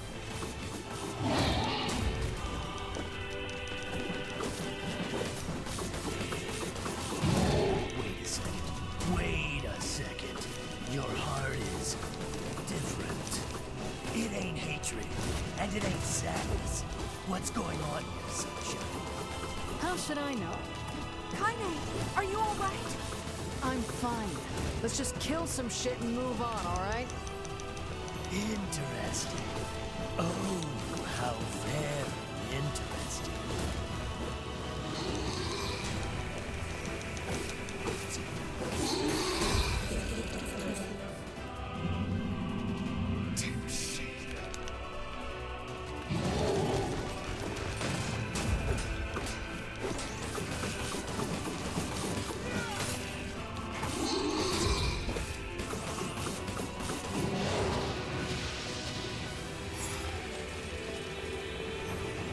Can we even hurt this thing?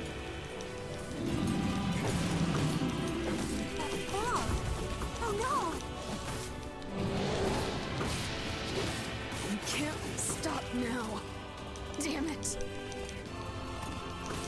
Stay focused, Kaine. Don't fall victim to such distractions. Come on! We have to keep going! Let's go!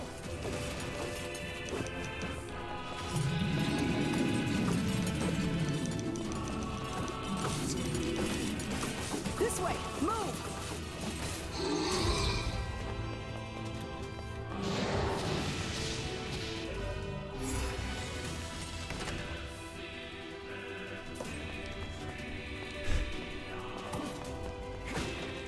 Okay, let's see if I can do this first time.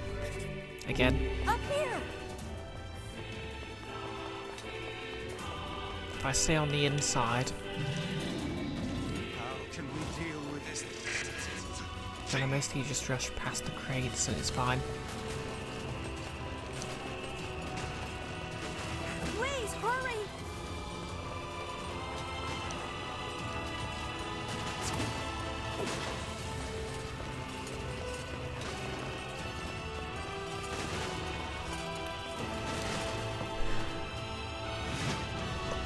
Okay.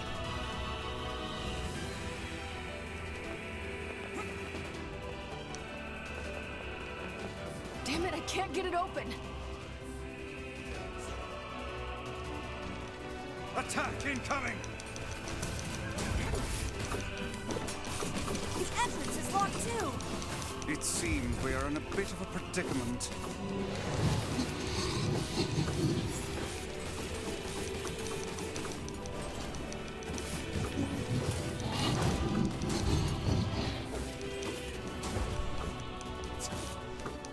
Let's protect our final bastion. Oh, you pissed her off now! Maybe you shouldn't have killed her friends. Look at her, so full of scorn and hate. She's just like you, Sunshine. Like you're any different. Hate is just another crutch for you. Hey now. You're in pain, you're lonely, no one likes you. So you try to hide it under violence and hate. I'm not like that at all. It's okay. It is. I'm the same way. But just realizing that isn't going to help. It's too late for us now. It's too late for everything. We're too far gone, you and me. That's why we...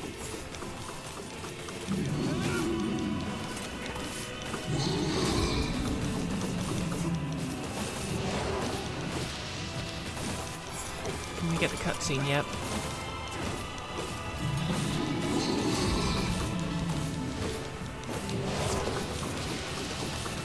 There we go.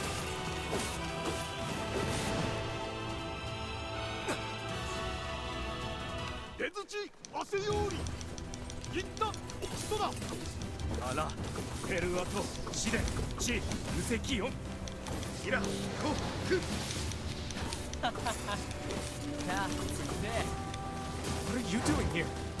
さるりとしたと改ざん特機論だろ You are correct.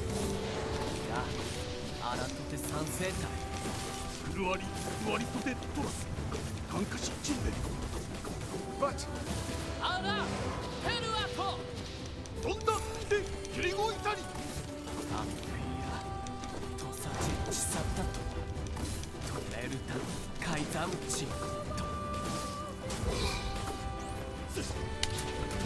Okay. That's it! Get out!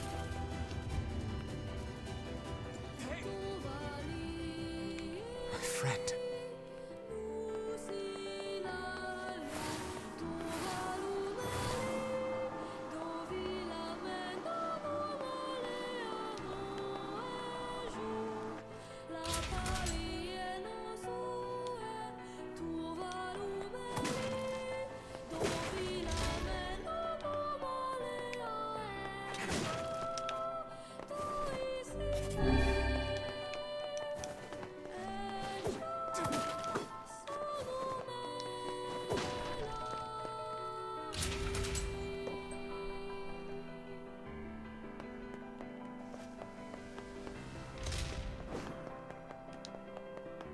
Huh.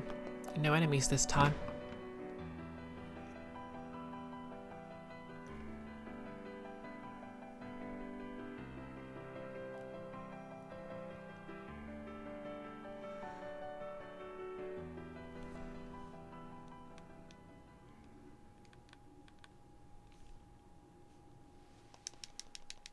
Devil. Oh, we... What? It... You... To you, then...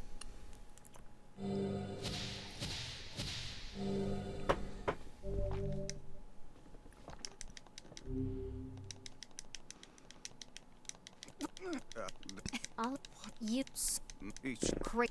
Sorry, please, our end.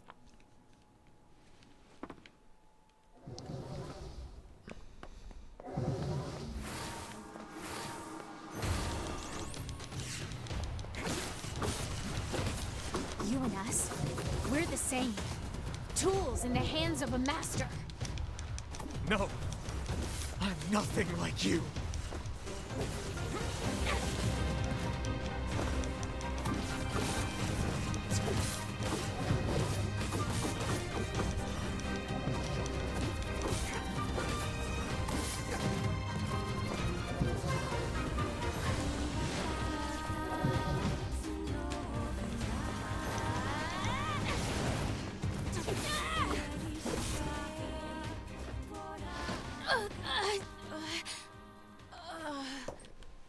You strike down the bowler. You strike down the bowler. Like animal. Please, don't do this, Papa. Jail for Nier. Jail for 1,000 years. Those two have watched the world wither for time immemorial. The cruelness of such a fate is difficult to imagine. I don't want to do this. I don't want to fight her. Stop bitching and start fighting. It's the only way.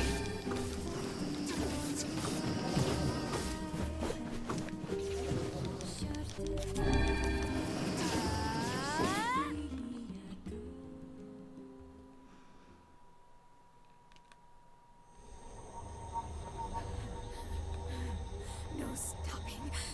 No stopping. Kept skim through Emil's flashback.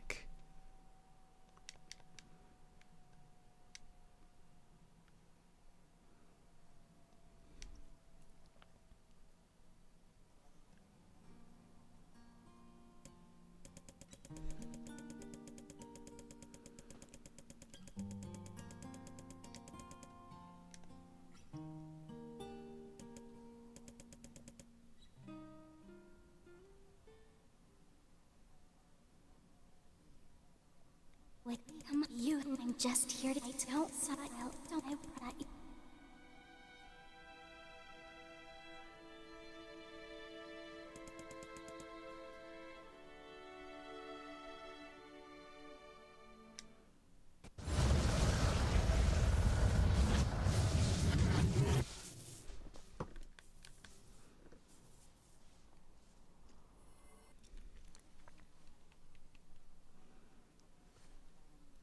Okay, we're making pretty good time there.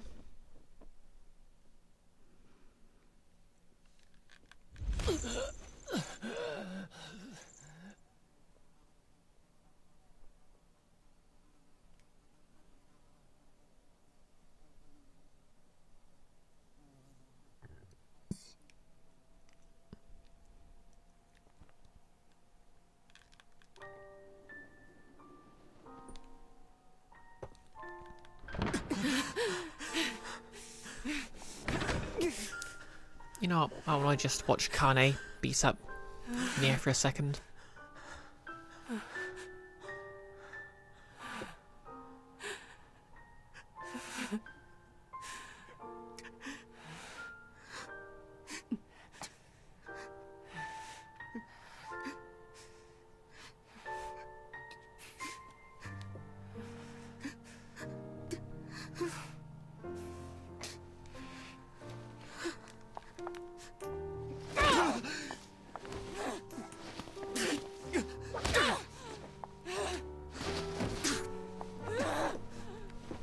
Really is the most elaborate dope slap.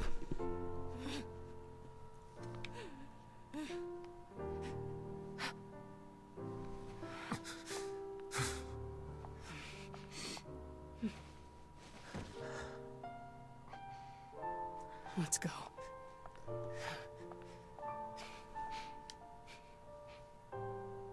Yeah.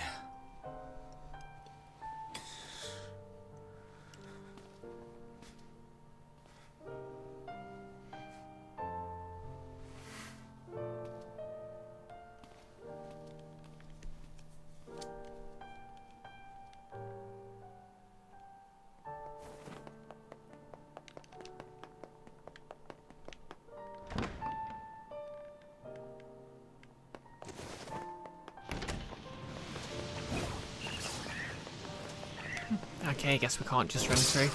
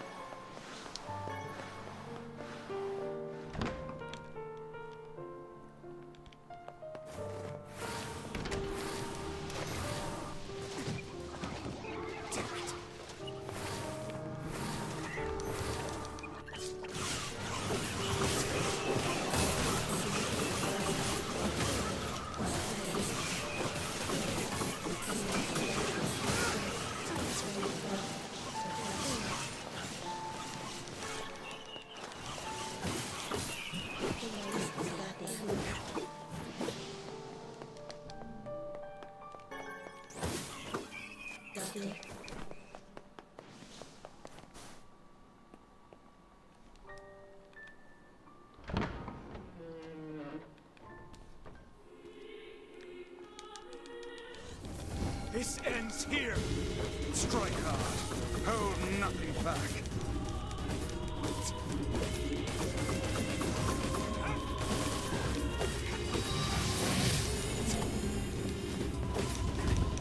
How could a mere tool hope to stand against the Shadow Lord? Don't speak in such a manner, fool. I am nothing like you.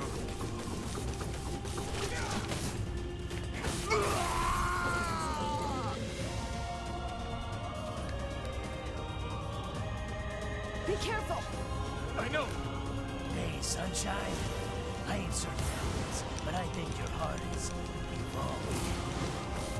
The hate is gone. The sadness is gone. It's just a bunch of white light now. What the hell's going on here?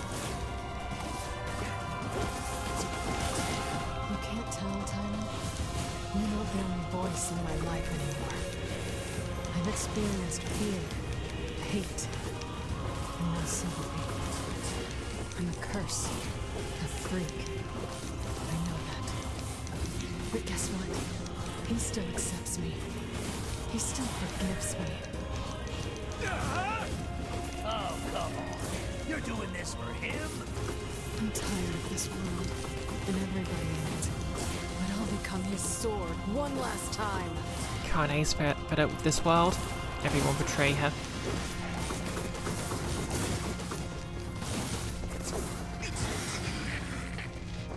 Vice, you alright? Naturally, I am as fit as a fit.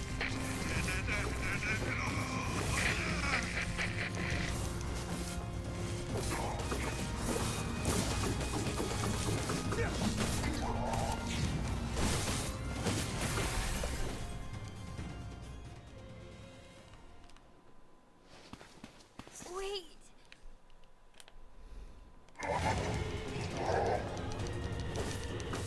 Kaine! Look over Yona for me. You want me to understand your sadness? You think I'm gonna sympathize with you? I swore to protect my sister and my friends. If someone puts them in danger, they must stand aside or be cut down. Now come on! Let's finish this!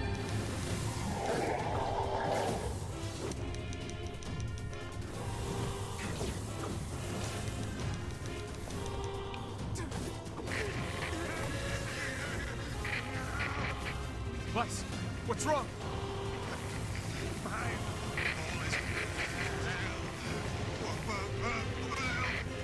You're freaking me out here, Vi.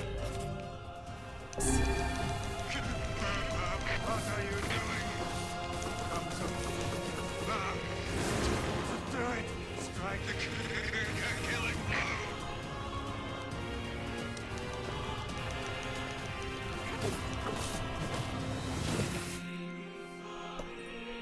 Something, cookbook, hate cookbooks. Okay, let's do this.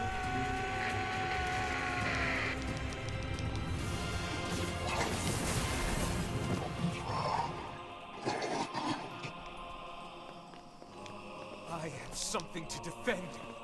I have a reason to live.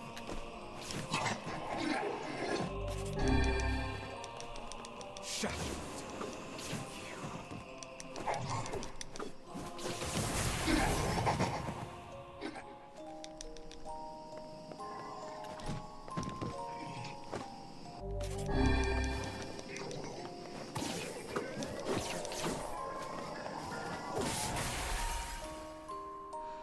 Oh yeah, I changed the option. It's one of the costume options in the options menu, no less. Yep, already seen this. Trophy earned, the once and final king.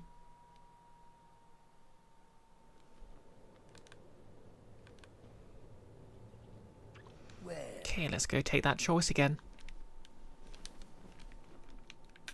I'm gonna swallow you up, Sunshine. Gonna swallow you whole. Kaine? What is it? Listen to me. The shade inside me is soon. I can't. Just.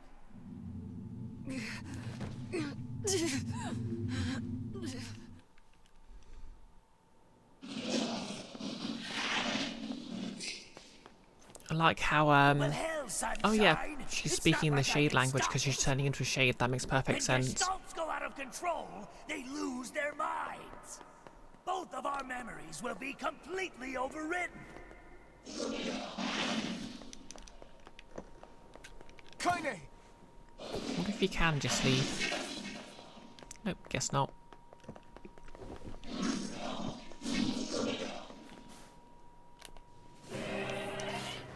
Damn it! I have to do something. I won't!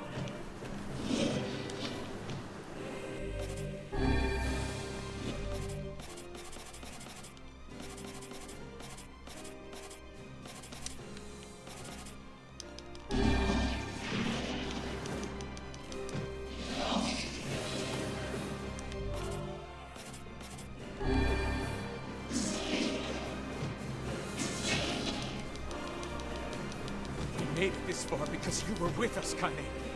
I'm who I am today because of you. I'm not going to give up on you. I'm not going to abandon someone I love. I'm going to save you. I swear it!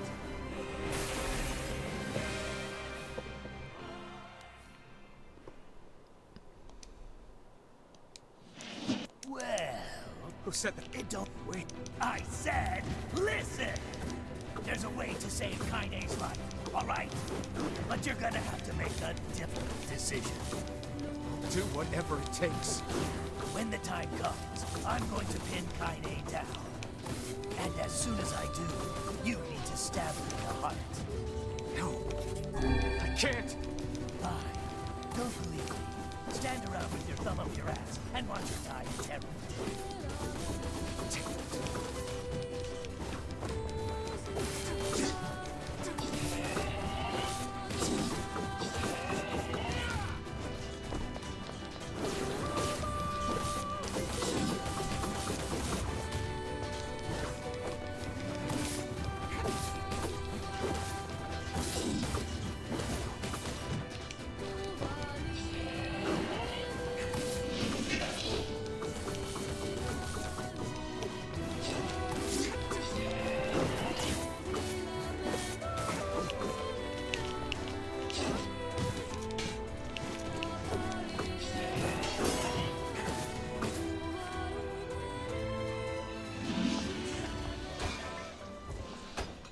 Yeah, I'm pretty sure Jesus has had some pretty pleasant takes. Very Anyway, nice. let's unlock this final ending. Now, if you want to Well, save your penultimate precious ending now, but Kaine, ending now, you know what I there mean. are two ways to do it. One is to plunge your sword into her chest. That's what she wants after all. Freedom from burdens, freedom from life. What's the other way? The other way is to make her a normal human being again. But to make that happen, you gotta trade your own existence for hers. Well, there you go. Good luck with that. You're that shade. The one who lives inside Kaine. Why are you trying to help her? Probably for the same reason you are. Enough talk. Make your choice.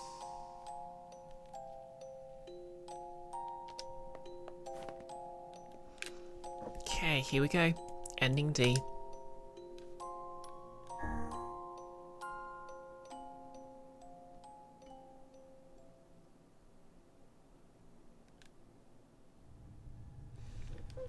You'll disappear from this world.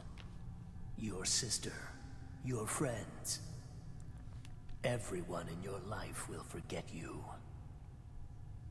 You, and any sign that you ever existed, will be erased.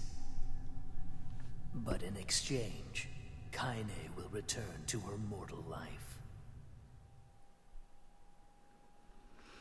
If you choose this option, all of your save data will be erased. Are you sure about this? Even if you elect against it this time, you can always return to this selection by clearing the game again. Are you still sure about this? All save data will be erased, so you can only choose this option once. Are you really sure about this? What is this, HRT? This is your last chance to change your mind. Are you really, really sure about this? Enter the name of the player to be erased.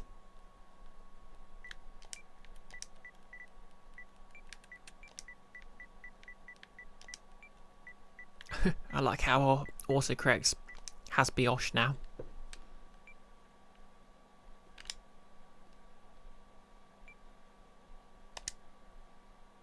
The correct name was entered. All save files will be erased.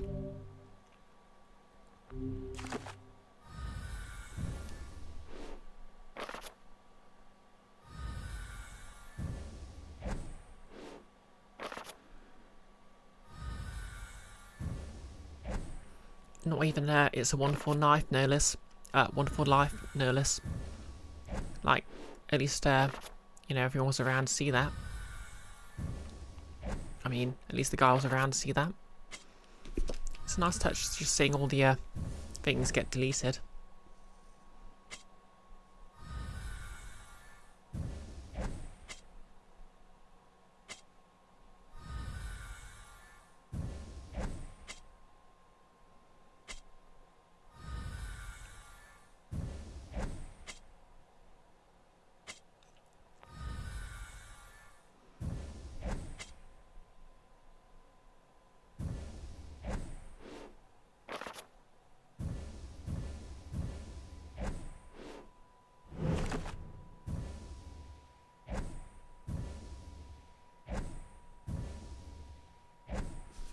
Bye bye, save.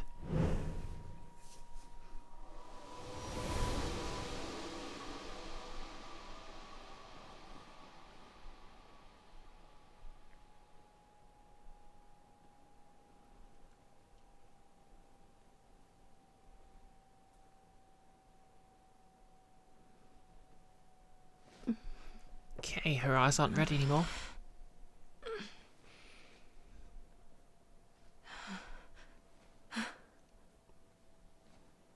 Are you all right? Yona? It was you. The one who helped me, I mean. Wasn't it?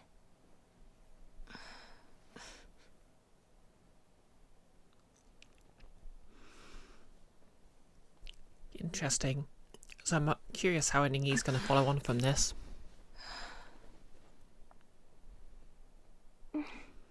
Yeah, apparently I need to start a new game with a different Thank you so much. name. I'm glad you're okay.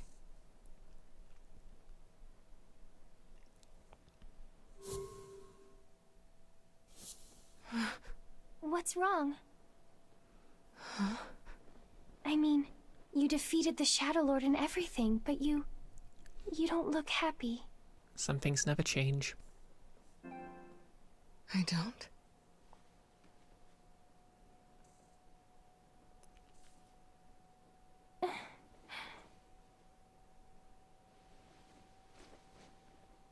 This is a lunar tear.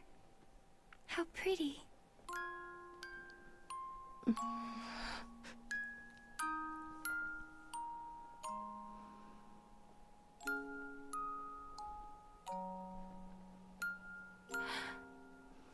Oh, because he gave the lunar tear. Yeah. I guess I am.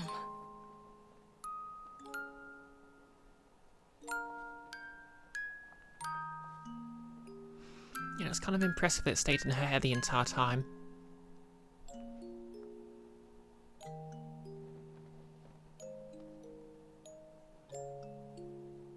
It's like I just found something special. Something very special.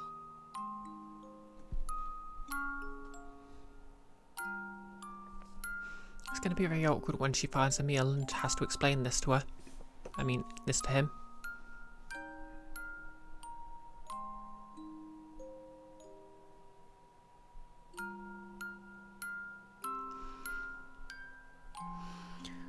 So yeah, I'll get to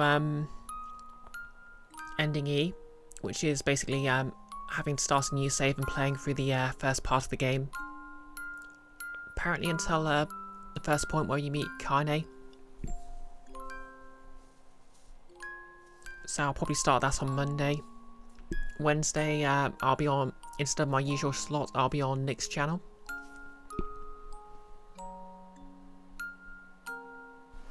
Oh, that's the point. If Emil's memory of Nier is also erased, I wonder if they'll remember Vice.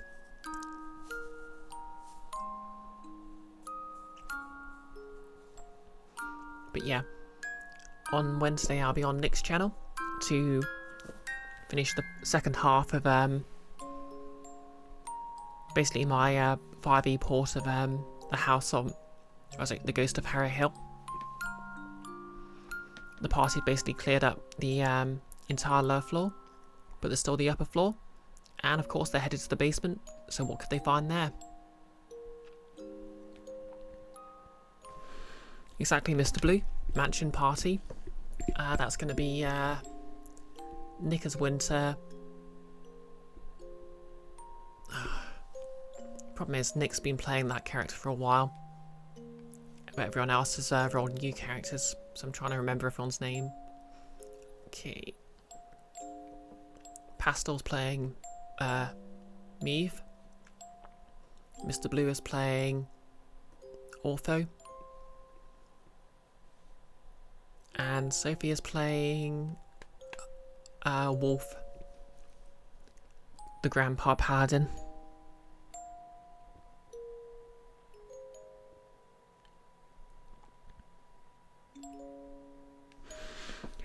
Notice, you suppose Vice starts working with Kaine from the start, rather than with Nier, and doesn't get erased?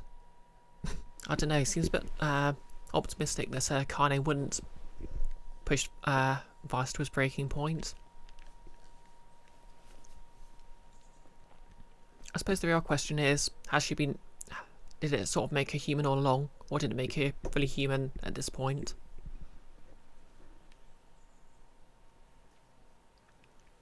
Oh wow, the music's cut out. Okay, is that bird song?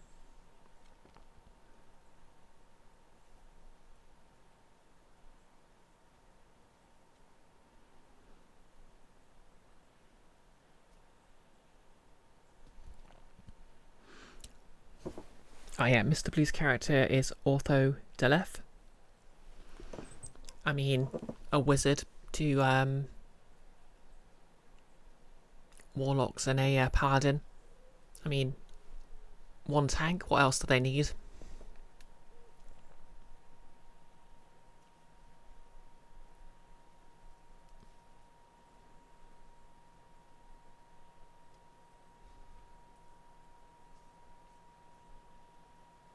I mean, to be fair, they bypassed a lot of the sort of initial fights.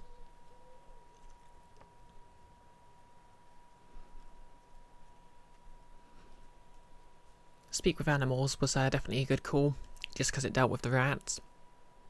Supposed to be fair, they could have used Speak with Animals to bypass the snakes. Yep, definitely don't need any healers.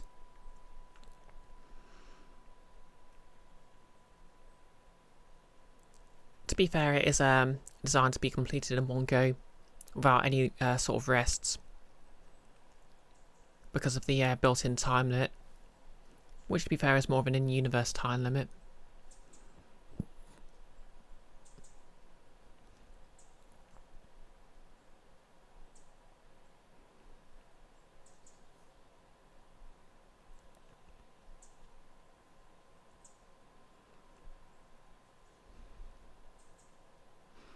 Yoko Taro, capitalised, creative director.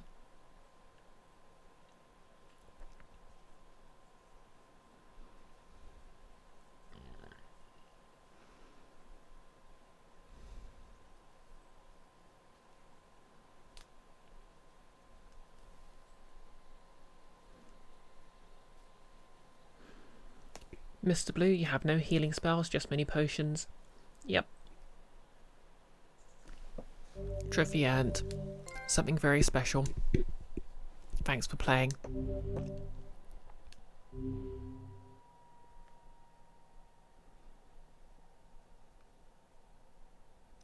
Okay, So I'll get back to this on, well, next Monday.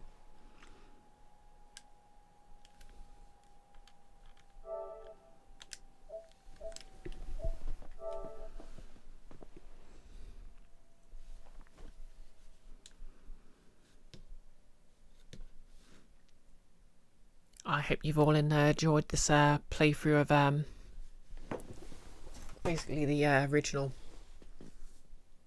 Yeah, as released, that was where it ended. Obviously, this new version has a new ending, which can only be accessed by starting a new game after deleting your save, so we'll see what that's about. But tonight we'll find someone to raid.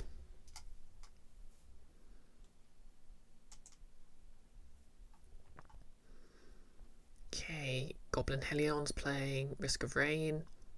Cat Bat's playing Resident Evil 5. Yeah, it's been a while since I've had a chance to raid Goblin Helion, so I'll give her a raid.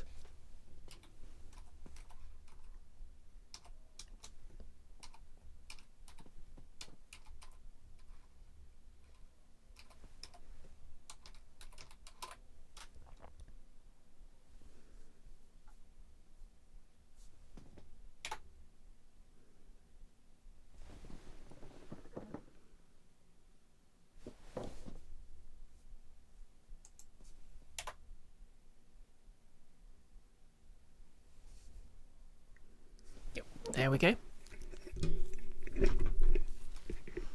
So yeah, I'll be back on Nick's channel on Wednesday. I'll be back on my own channel on Thursday, when Nick and Goggles will be joining me for some Shadow the Hedgehog. And then once again on Friday, I'll be back again on Nick's channel for some D&D. Come see me come see me kill Nick's character on Wednesday, and here's Retaliation Friday.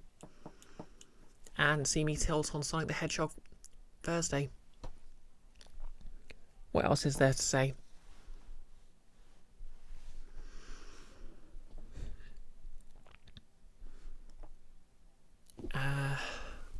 Yep, the raid's going to go in a few minutes, so yep, if you're watching this on YouTube, please like, comment and subscribe.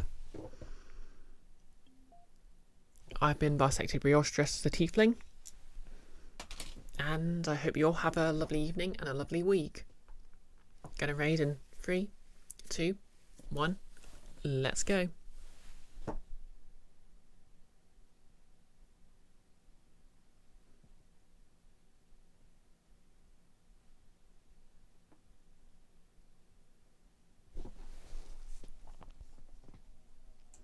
Okay, raid successful. And if you're watching the VOD on YouTube, remember to like.